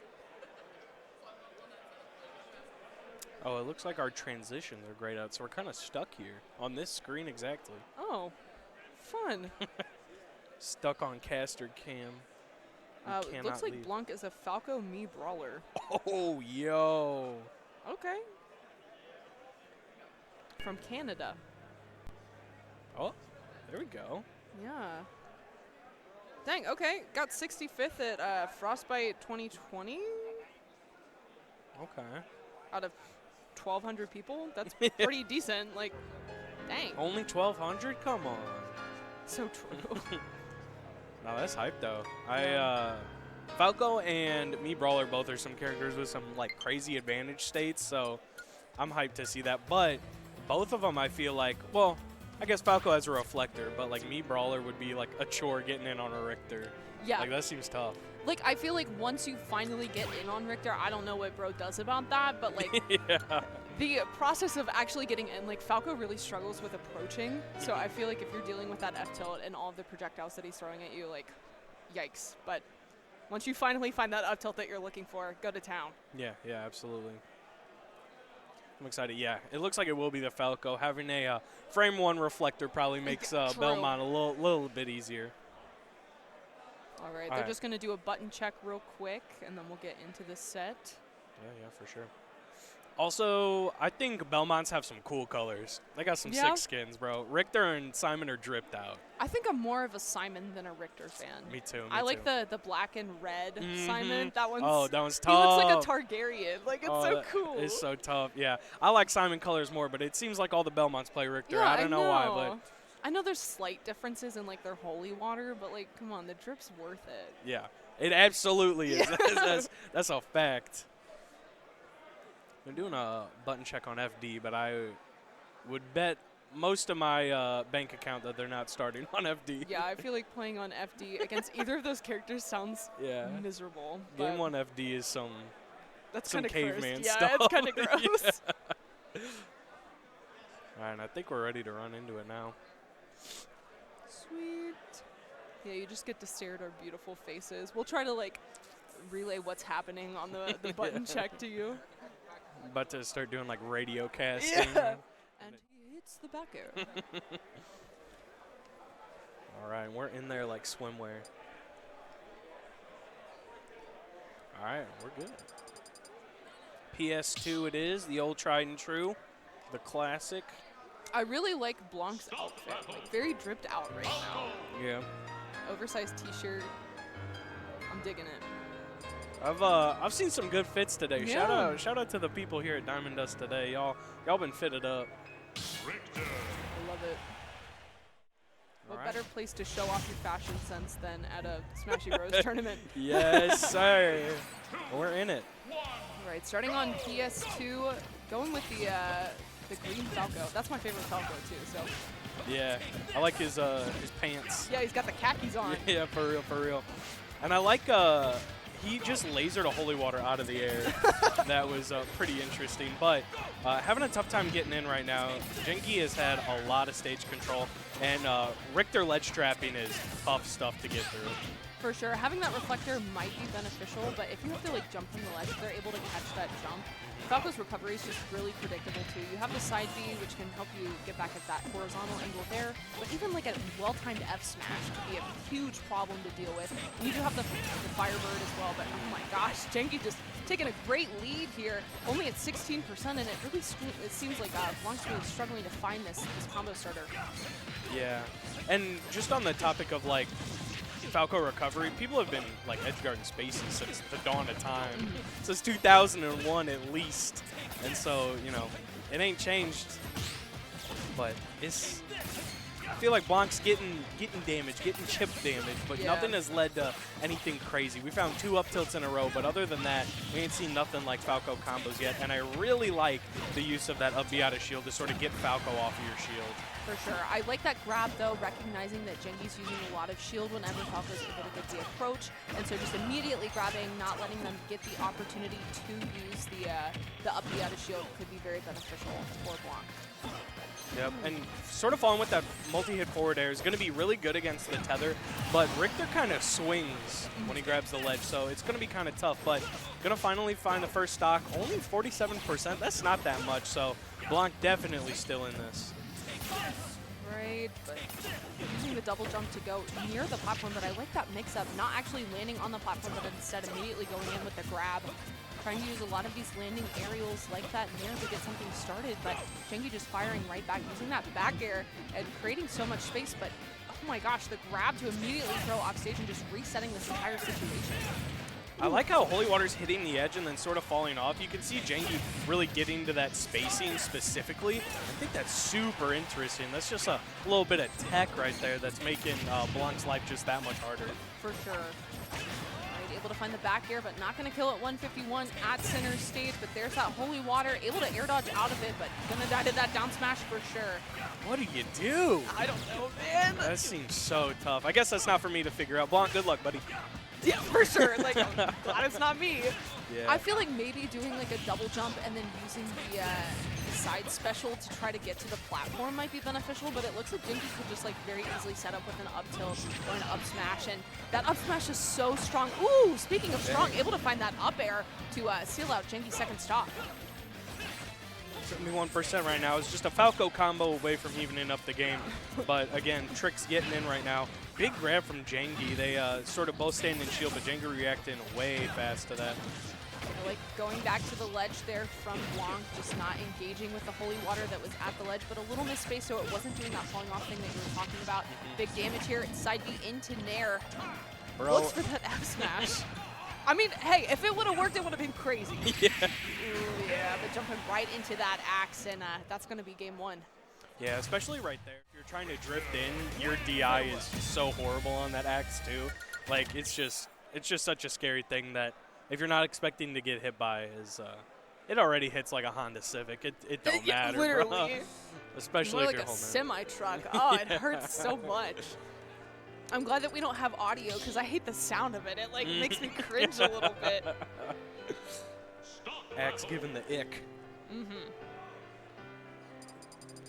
Right, but game two. Did you see where we're going? I did not. Attention. I did not, We'll unfortunately. keep us on our toes. We'll find out in a second. And running it back, I'm curious what the adjustments are to get in to game two, because I feel like it's just being more careful around the projectiles. Honestly, like it really didn't seem like Blanc was doing that much incorrectly. Like it was a very close game, and I think just cleaning up the conversions and finding kills a little bit more efficiently, and you know, the game's as good as Blanc's. Playing against characters like Richter that are zoners can be really frustrating when you're a combo character like Falco, because you're so focused on trying to get in. And so I feel like right now Jengi is just kind of getting to control the pace of the game because Blanc's not able to find that in, and so is playing super slow and trying to just like weave around a lot of these projectiles. But the best way to fight against Richter is to get in and get that combo and just kind of smother them. Yeah. But you can't really do that when you keep getting hit by projectiles. So it's like you have to find your in and you have to capitalize off of it, like we were seeing with Wild's Kazuya. Falco's going to have to play very similarly here. Tries to go off with that fair, not able to find it though. It gets caught trying to side special back to center stage. Ooh, and finally times the roll in correctly. Jengi just a little bit early on the down smash, but hey, we're going to find it, and that's a stock. Up throw, up air.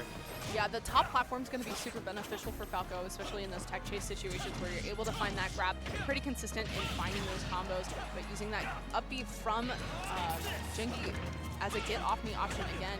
That's actually super convenient that it lands on top of the top platform too, but Falco with that great double jump is going to be able to make it up there to punish you. Yeah. And 76% now, you know, Blanc finally in the driver's seat with the lead for the first time this set, which I think is very interesting. I'm curious to see how the dynamic of play sort of shifts, because right now it looks like Jengi is pressing buttons trying to even this up. Right, covering the platform there with the holy water. Ooh, yeah, but great timing on that spot dodge from Jengi, avoiding the grab from Falco, which could have been a ton of damage or a kill. Yep, and I really like the way that Blanc is sort of timing things differently while he's on the ledge versus all these projectiles and ledge trap and stuff like that. Ooh, ends up getting hit by the cross anyways. Ah, no way, I'm so scared. Ooh, yeah, misspacing that down smash a little bit, not able to find the kill, but nice drag down there into grab from Blanc. Ooh, a nice call out on the landing with the up smash as well. Can't land on top of Falco. That up smash is super strong. Yeah, and I like the way Blanc short hopped. It was like, maybe I can double jump and get something. But as soon as Jengi used her double jump, Blanc had already landed back on the ground and was ready to trap the landing instead. And just very good reactions as a player. Right, so just using that tether back to the ledge. Doesn't want to contest against the Falco at the ledge. Yo, Blanc kind of cooking this game. Yeah, okay. I'm liking a lot of these like waits and a lot of reactions to Jengi's options and disadvantage. I think Battlefield was a fantastic pick for stage too. All right, but this is the situation. Yep, trapped at the ledge there against that holy water, and Jengi just able to find that F tilt for the stock.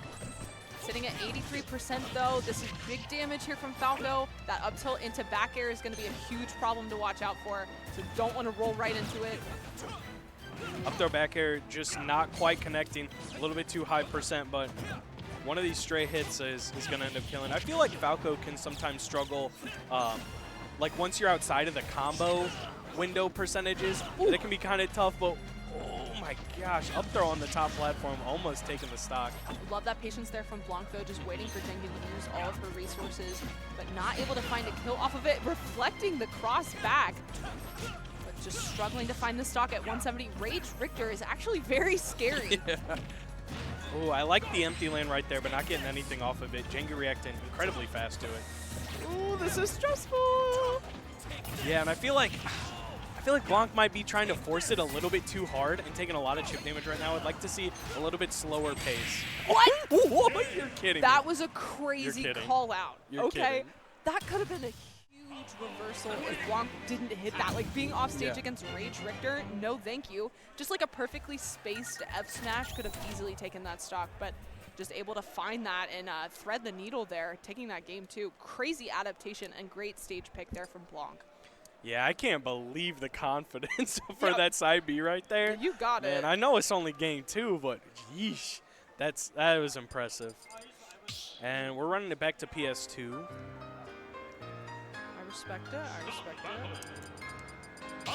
Yeah, and I really am curious what the bans were going into game 2 to allow Battlefield, but hey, we'll take it. Yeah, I'm not sure. I think maybe trying to ban smaller stages, but I feel like Battlefield's still pretty small. Like you'd ban the Smashville probably. Yeah. But other than that, I don't know. But running back on PS2, Jengi already won on this stage, but again, Blanc probably banned other stages that he dislikes more than this stage, so we'll see what we got. Blanc doesn't think that this stage is a problem, and so we'll see if that holds true. Nice spot dodge there. Gonna get some decent damage to up tilts, but not able to find a confirm off of it. Just paying the bills here for Jengi. Able to get a ton of them out of shield and just wall sometimes too. Yeah, I like the drag down into grab. Oh, and traps the landing again with up tilt. Blanc has been doing a phenomenal job trapping landings. That's just leading to so much more percent and even stocks at times. For sure, and I feel like that's something that Richter's going to really struggle with. He doesn't have any aerials or, he has down air, but like any of the projectiles that are going to cover that angle of him trying to land, and just drop zone fair there from Blanc, able to find that stock. Like you said, it's great at covering the tether if Richter's not able to find the angle in which he can swing to avoid you.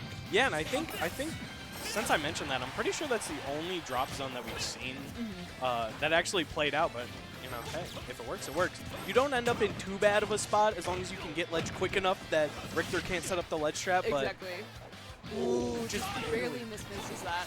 Oh my god, we're twins. Twinning them. Yeah, That was crazy. Almost found an extremely early stock against Jengi, but hey. It feels like Jengi's really having trouble finding her footing going into this game. It just seems kind of tough. Blanca's been playing all over her. Yeah, and you're going to have the range advantage with that laser as Falco. So up a stock, just choosing to camp and add some extra percent. It's not going to be a ton each laser, but if you stack 4 or 5 of them, that's decent damage. Yeah. Up a stock, you know the vibes. Smash Twitter told me so. Not typically something that you see from Falco, but hey, if it works, it works. And speaking of works, able to find that F-tilt there to seal out Blanc's stock, but sitting at 130. We just see one up smash, back air, up tilt into whatever. Okay, you're gonna see an up throw, but avoids the laser. And just Jengi keeps getting grabbed. Scared enough to shield, but I mean, Falco's not really going to kill you with any throws outside of like specific circumstances or very high percent. So Jengi comfortable that as long as I'm getting grabbed, I'm not getting killed, you know? Yeah, I think we're definitely in the down tilt percent though, so do have to be careful in the way that they're landing. Yeah, you see him like running up and trying to hit it. He said, down tilt, I got you, boss. Right, but just taking our time getting back to ledge. Yeah, tries to find another down tilt, and you can kind of just throw him out. It is a pretty quick option, but now this is Jengi's ledge trap, and even though we're only at 45 on Blanc, just another F throw off stage, just keep this this ledge trap going and rack up damage pretty quickly. Yeah, and even getting hit with that laser off stage is not going to kill on that back throw. Yeah, and sort of forced the option, but wasn't quick enough to catch the tether. Almost played out very good, but 201%. And Blanc is at 78. We might see some highway robbery. Unless this, can we find a kill? Down throw? Not quite. Lasers off stage. Got a ledge trap right now. Can Blanc seal it? And finally finds the stop. Yeah, untechable in that kind of weird angle, but gonna kill off the side with down kill. Not something that you typically see. And like you mentioned last game, Richter, or Rage Richter was getting pretty scary Yeah, right there. no. 201. Yeah. Ooh, okay, tries to go for the down air. You can see it confirmed sometimes when they hit the down air into up B. It's pretty niche, and I don't think it's going to come super into play here with this this stage layout, but maybe something to watch out for in the future. Yeah, I was definitely curious if we were going to see it right there. 55% already on Jengi. It's looking tough. Ooh, okay, air dodges. Are we gonna not gonna make it back with that Firebird? And now Jengi's back in this, only at 55%. Yep. That's like a holy water in a couple moves. Yeah. Yeah, and this was a game that was very comfortably in Blanc's control, but that SD is not going to be what you want if you're a Blanc fan right now. For sure, especially when you have to play this more TMD playstyle. Having that extra stock is super clutch, and when you don't have that anymore, you're kind of just playing the game of like when you play against Snake and he's just throwing the grenades at you, like every percent, every projectile that he throws at you is going to be a big problem. Oh Yep. my gosh. I really like the way that Jengi is playing with like stage control right now, sort of walking Blanc back into the corners since we're playing the slower gameplay right now. That's panning out very well. Trying to cover the platforms with that up tilt, but not able to find anything. Yeah, just reflecting the holy waters has been super beneficial for Blanc. Yep. Now we got a ledge trap situation. What can Blanc find? Oh, just run away, B reverse laser, bro. What? It looks swaggy though. I respect it. Falco shoots lasers, so cool. Yeah, and that F-tilt gonna cover neutral, get up, jump, and also roll in. I like getting hit by the holy water more than I like getting hit by the down smash, I will say. Yeah. The lesser of two evils right there. Ooh. Okay, barely living that at 150. These ledge traps are insane from Jengi though, and able to use the parry up B. Not gonna kill just yet. What is going on right now? This game was all Blanc, and Jengi has just swung this so in her favor. This is insane. And we saw earlier in this game that Blanc is really struggling to find that kill, needs to find that down tilt or just a straight back air, up smash, anything to take out this stock. Yeah, Falco has a lot of confirms that can like take stocks at a decent percent, but once you get outside of those percentages, it's kind of hard. Yeah. Ooh. Down tilt's still not going to kill at 142. Struggling to find the landing here, but Jengi finding that F tilt center stage and able to take that game 3 despite everything like being against her. Definitely not in her odds. Yeah, no, not up until that last stock. It looked like Blanc was sort of running that game for a second, but Jengi really did just like bunker down, play very fundamentally sound, not committing super hard, and just like crawled her way back. It wasn't anything crazy, just crawled her way back. Yeah, I mean, like, living post 200%, which is crazy. I mean, Richter's, like, a big guy. He's got a lot of muscle mass on him, but, like, Not that much, man. Yeah, that was wild. And now Jengi on set point here. And I imagine this is a top 48 qualifier, correct? Yeah, I'm pretty sure. Yeah. So winner of this will be moving into top 48 winners tomorrow. Pretty stacked event, so you definitely want to hold on to your winner stocks as much as possible. Yeah, that's what I was going to say. The loser makes it, but in loser side, and this bracket is just full of killers. There's so many heavy hitters and losers. Like, I do not envy anyone that's down there. Yeah, not in the slightest. But we're running it back to Battlefield. I'm curious what the bans were that we allowed Battlefield again. But hey, if you're confident, you're confident. Yeah, maybe like the uppy thing that we talked about, being able to return to the top platform as Richter if you whiff the up special out of shield, but I'm not sure. Never mind, this is loser side right now. No. This is do or die time, ladies and gentlemen. What the heck? My fault. Man, this got a whole lot more serious right now. I'm kind of stressed out now. Yeah, I can only imagine how they're feeling. They've known the whole time.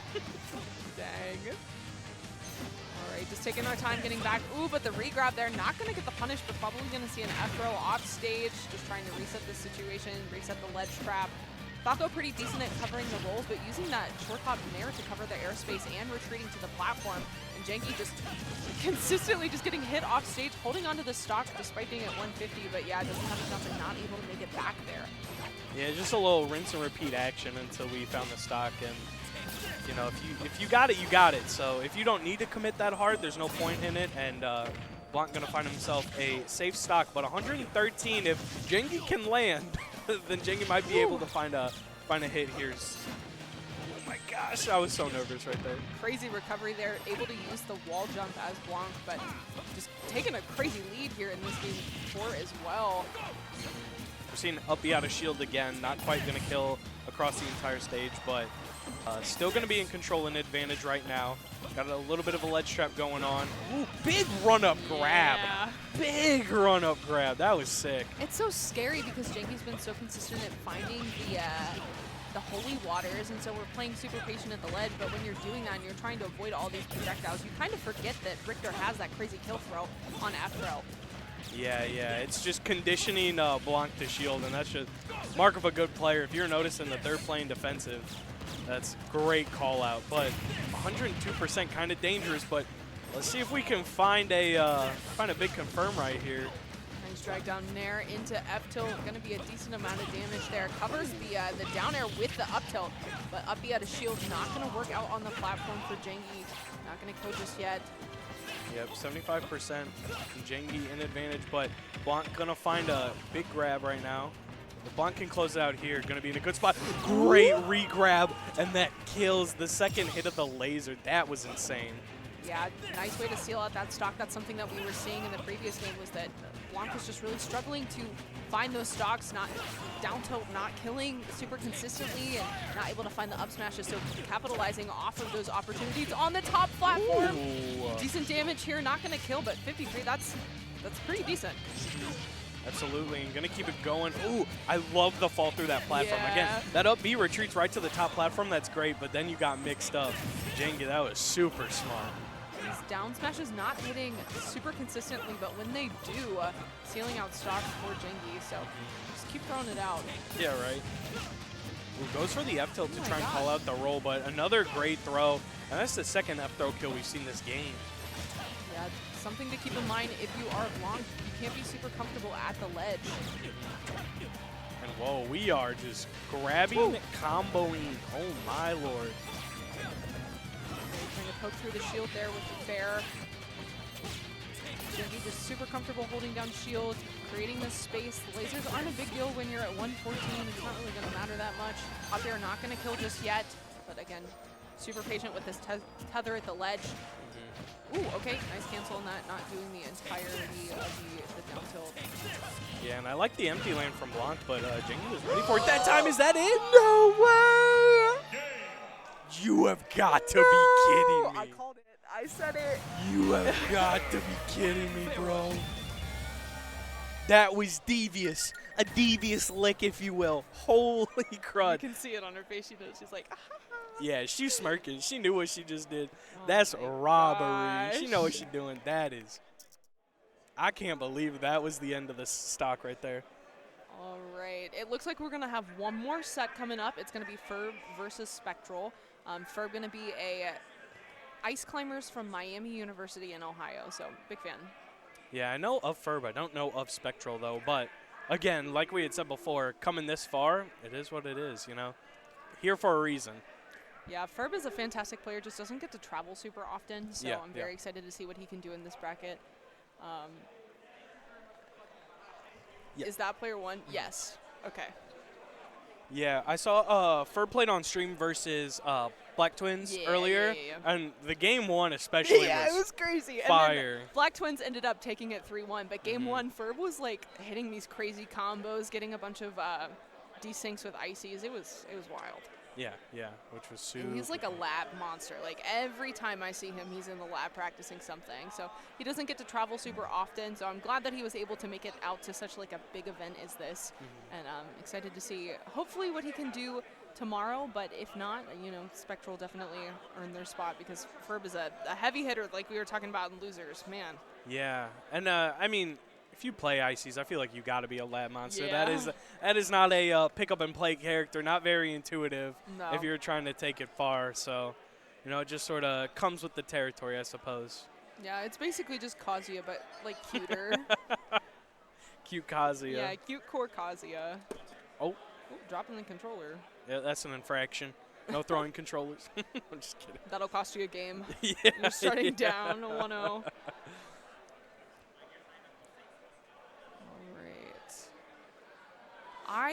There are like 3 different players in Michigan that have like Spectre names, so I get them all confused. I'm not even gonna try to pretend like I know which one this is.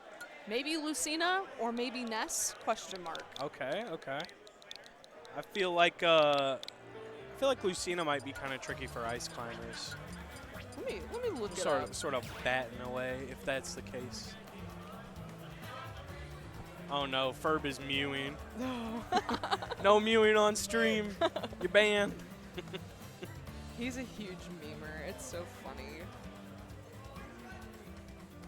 Oh, I'm a liar? Oh no, I'm not a liar. Okay, there's another Spectral who's from France, but I don't think that's the one that we're seeing. Probably not. Spectral is a Lucina and then has a few games of Pyramithra, but mostly just Lucina. Okay. Little sorties action. But production is fixing a quick audio bug real quick for us, so we can get everything going. So they're gonna do a button check as well. So I'm going to try to commentate to you what the button check is, what's going on. entailing. All right, I think they're having some issues with the headphones or something. Yeah, which I guess Wilds was having earlier. So Yeah. and I don't think Jenki used the headphones at all. So that's probably why we're addressing it now. Wilds had the headphones on though, so maybe he was just hearing some bugged audio, hearing out of one ear or something crazy like that. We're just I trying don't to drown out the crowd. know. Yeah, for some players, they can feed off the crowd. Others can't. You know, it's just a player thing. But Yeah, I don't think we have like a ton of Kentucky here either. I think it's like Wilds and Fair Play. So like you don't have the whole crowd hyping you up. I feel like it's mostly Michigan, which shouldn't come into play when you're against Icy Miss, but Icy definitely bought a carpool with her, so yeah. who knows? Yeah, and it looks like Spectral is going to be warming up the Pyramithra, button checking with him, which we saw Black Twins, and I heard some people in the crowd talking. I think there was an Icy main sitting behind me when Ferb was playing that said this matchup is supposed to be pretty hard for Icies. Seems kind of difficult, but at least Ferb already got the matchup practice earlier in winter, so I mean, hey, we'll take it. I feel like on paper, Mithra should do pretty decent against ice climbers because she has that air, which should do a decent job of like separating them. But I think what was really working for Black Twins was the huge hitboxes of Pyra. Just able to use the fair to just smack them off stage, and then Ferb was like constantly trying to get back to stage. So Yeah. I don't know. Like Mithra, I feel like should be better, but Pyra was just so consistent at dealing with both of them. Also, on ice climbers, like combo starters, sort of like side B and things of that nature, can be sort of hard to punish, but Mithra is so fast that it seemed almost easy. So would like get the hit and win neutral with Mithra, and then just let Pyra do the rest of the work, but we'll see. And the loser is out. So this is to stay alive for day 2 right here. Great. Getting started here on PS2. Okay, love this platform movement that we're seeing from Spectral, showing off that fast movement that Mythra's going to have. And that switch could come into play as well if we're seeing a lot of situations where you don't want to waste your air dodge, you don't want to land on top of Ice Climber, just using that switch is a quick option. Yeah, and I actually just saw Spectral try an SDI, the Ice Climber side B, which if that's, you know, obviously there's a plan going into playing Ice Climbers, and I like that sort of preparation for a character like Ice Climbers. Like, this is a character that you got to prepare for, otherwise you're going to get hit with some crazy stuff. And I know Ferb was complaining that they're just beating the crap out of him with matchups. He had to play against Sephiroth. This is his second Pyramithra. I think he had a Byleth too. So like, he's had a lot of really rough draws, but let's see if he's able to deal with it here and reverse what happened with Black Twins. Yep. Right now, just holding advantage state. Spectral's just sort of dancing around, not trying to commit, camping out a little bit, but knocks Nana away, and now Popo's going to get the hands for a quick set. Yeah, I mean, like, it's basically what we were seeing against Falco and against Kazuya, where, like, if Ferb's able to get that one hit, that's all he really needs. Missing the fair there at the ledge, which could have been a big opportunity, especially if you're able to send Pyramithra off stage. They do have a very exploitable recovery, but in neutral, they're going to be very, very strong.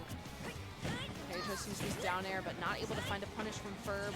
I feel like Ferb's doing a decent job of sharking and finding the falling aerials on the platform from Spectral as well.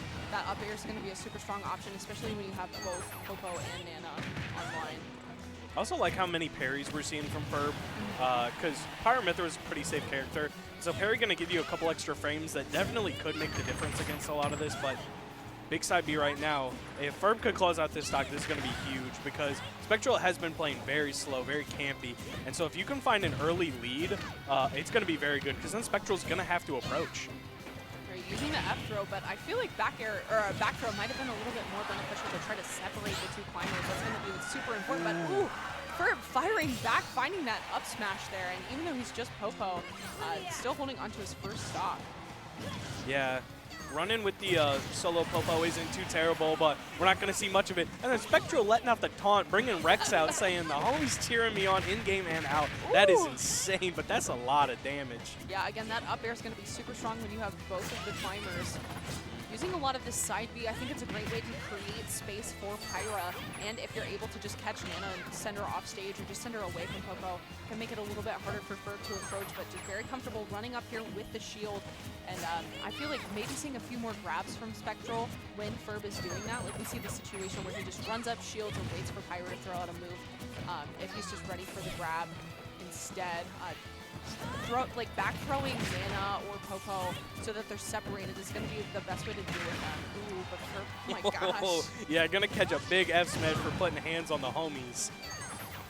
Alright, and just using that Squall Hammer to connect the two again. Gets another parry. He's just a parry bot. Like, yeah, literally. It's a practicable skill, and it's very important to have too. So, especially when you have a character that can capitalize off of it as well as Ice Fighters can. Yeah, and Ferb's sort of getting away for free with these Squall Hammers on shield. It is pretty hard to punish, so, you know, I'm not knocking Spectral at all, but Ferb just using the safe shield pressure to sort of find the hits, and we're not finding anything crazy. It just seems like Ferb's coming out on top of a lot of these neutral interactions. Lots of shield damage there. Able to find the back air underneath that platform, though. Ferb only at 37%. And just using the Squall Hammer to get back to center stage is going to be a big thing that Ferb is doing. A lot of the time with these high recoveries, we see that as well. And then something that Black Twins caught onto and was doing a great job of punishing. So I think it's something that Ferb needs to use sparingly unless Spectral starts, unless Spectral's not covering it, in which case it's like a pretty decent option. Ooh. Yeah. This is like the first time we've seen Spectral stay Mythra for like an elongated amount of time. And found a lot of dash attacks, but nothing too crazy, I guess. Didn't feel like was being rewarded enough, but hey, we're back on the Mythra, and I already like it. Separated the Ice Climbers. Gonna see him get back to stage. Doesn't find the ledge trap, and this is gonna be a lot of damage and a kill? Oh yeah, that was a confirm. That was nuts. Yeah, Ferb popping off a little bit there, despite the two-stock lead, but Yeah. Yeah, finding those confirms is going to be super important. I feel like Ferb is just doing a great job of using his grabs to get a ton of percent as well, which is like the Ice Climber special. Yeah. But it can be very hard to find those grabs when you're playing against a character that is so fast, and especially the way that Spectral's playing, using those platforms to his advantage and kind of just playing the keep away game from Ferb. So Ferb doing a great job of just finding that one opening and getting as much off of it as possible. Yeah, Aegis is not an easy character to grab by any stretch of the imagination. So I feel like she's in the air so much too. Like Mythra definitely has some very strong grounded options, especially in that dash attack as a burst option. But when she's using a lot of that landing fair and landing nair and a lot of fair to like space around you and just poke at your shield, it can be very hard to just find her in shield. all right, I will judge you based on what song you pick right here. Open your heart. All right, that's all right. That's all right. You get a pass. You can get in the club. Sonic has some banging music. I've never played a game, but I listen to the music pretty consistently. I have like a bunch of Sonic Colors music on my playlist. Yes. Reach for the Stars is a hood classic. And we're already swapping to the Lucina, which I don't think is a bad swap. I don't think either matchup's going to be particularly easy for Ferb, but I think sort of the way that Spectral was playing might lend itself to Lucina playing this matchup. But my man Ferb throwing out the whole kitchen. Hold up. Yeah, he's got those ice blocks on block. Looking like a freezer. Yo. Squall Hammer not going to lead to anything yet, but trapping the landing right now. Tries to trap again, doesn't quite get it, but we're still going. Even though Ferb hasn't found like a crazy combo, all these hits are just sort of stringing together, and you know, we're finding ourselves in a comfortable lead right now. It is really important if you're Spectral that when you get that grab, you're immediately throwing, because a lot of the time Ice Climbers can get the punish on you for getting a grab by hitting you with the other climber. So you have to be super quick about it, able to do it there, but oh my gosh, hitting with the up B, and Spectral sitting towards center stage now, but Ferb has a decent percent lead. Oh my gosh, that was crazy! Hey, yo. I love that call out there from Ferb, able to find the up smash. Ooh, okay.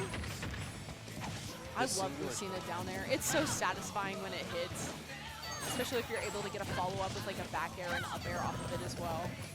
Or down air into up smash is like one of the most satisfying combos in the game.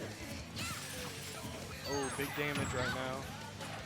Let's see if Ferb can lead it to more. They call it on the jump. Spectral has been jumping a lot, and jumping in and of itself is a commitment, and so I really like that Ferb's calling it out now and getting the damage off of it instead of letting Spectral jump for free.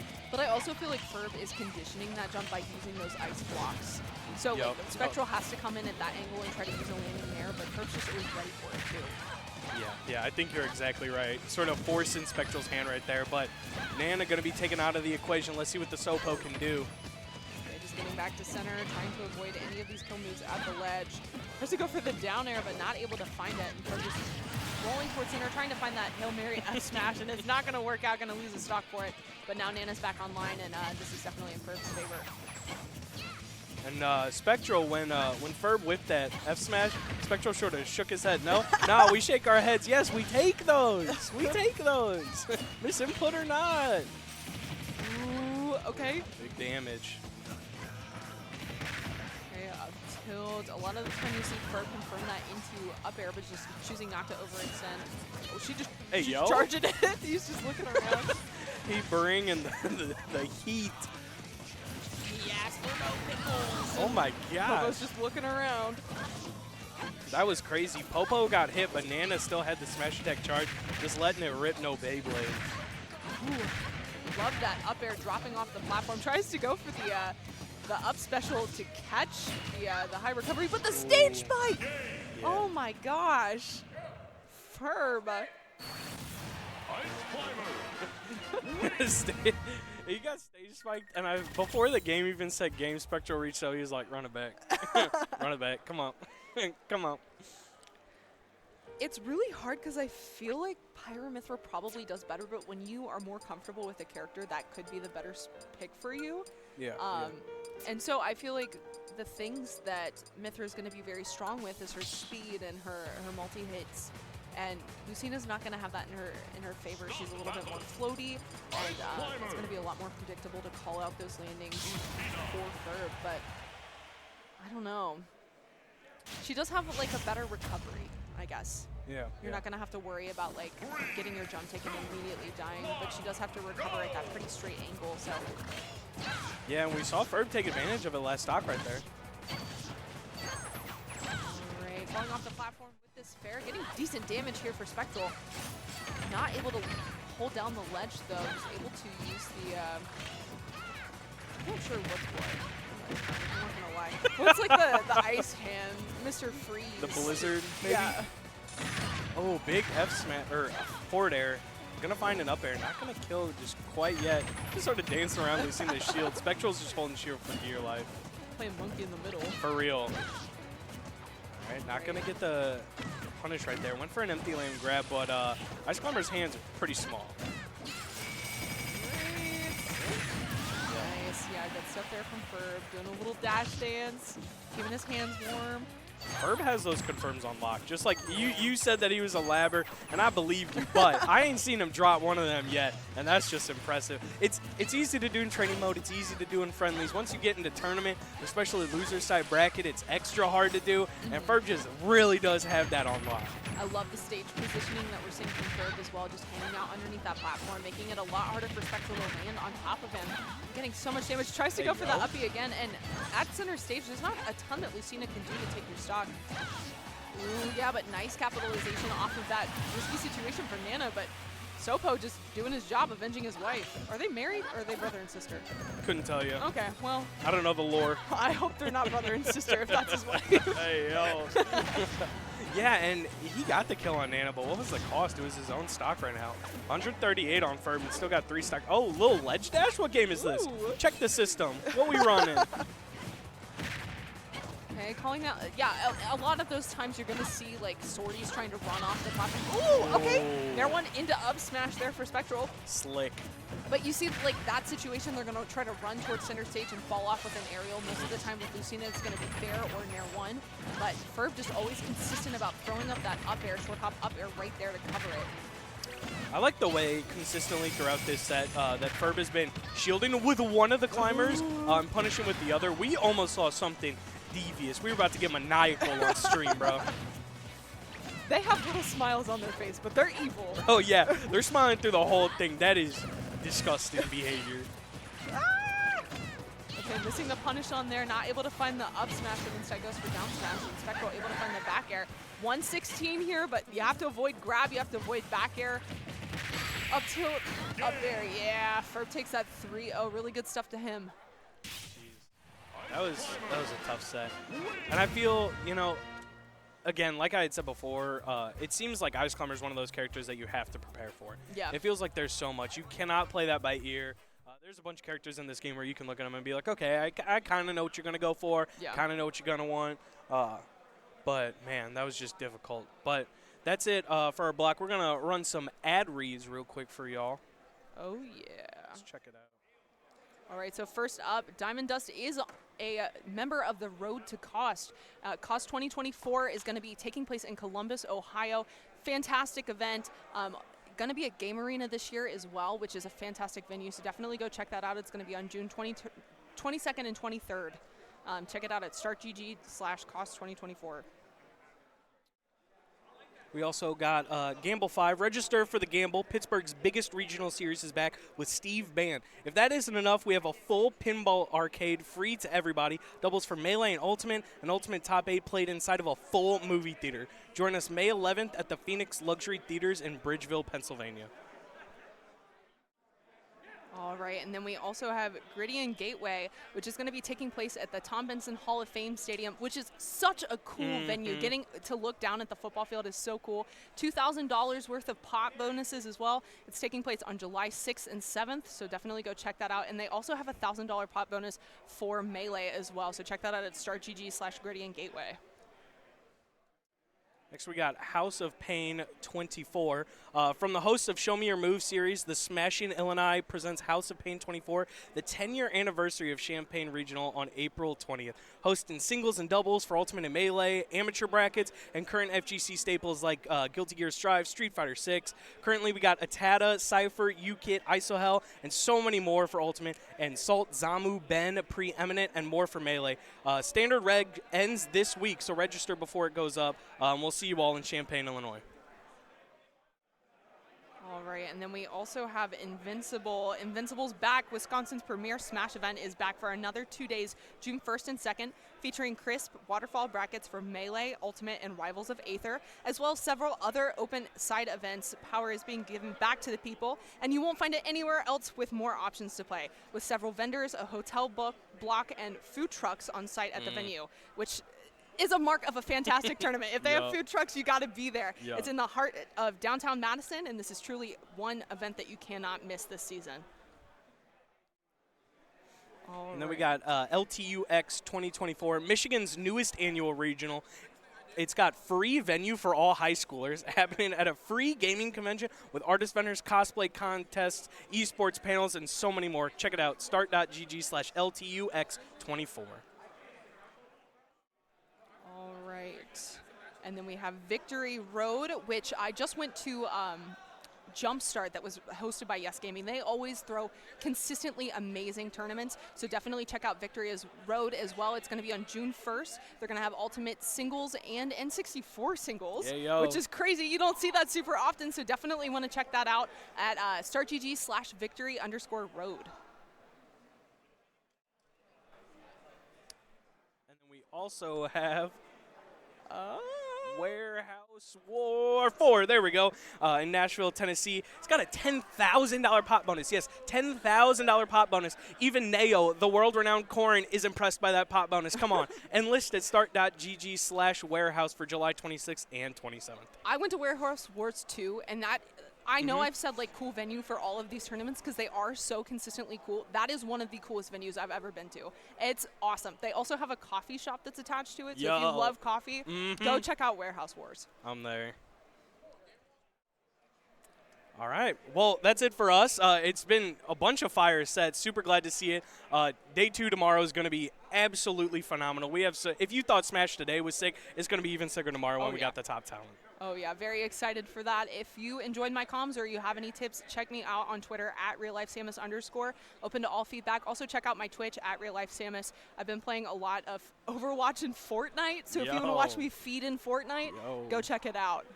Yeah, peep me on Twitter at DannyCast, twitch.tv/notched. I stream 3 times a week playing various Smash games or Valorant, so peep it out. And that's it for us for this weekend. Thanks for hanging with us. Yeah, see you tomorrow.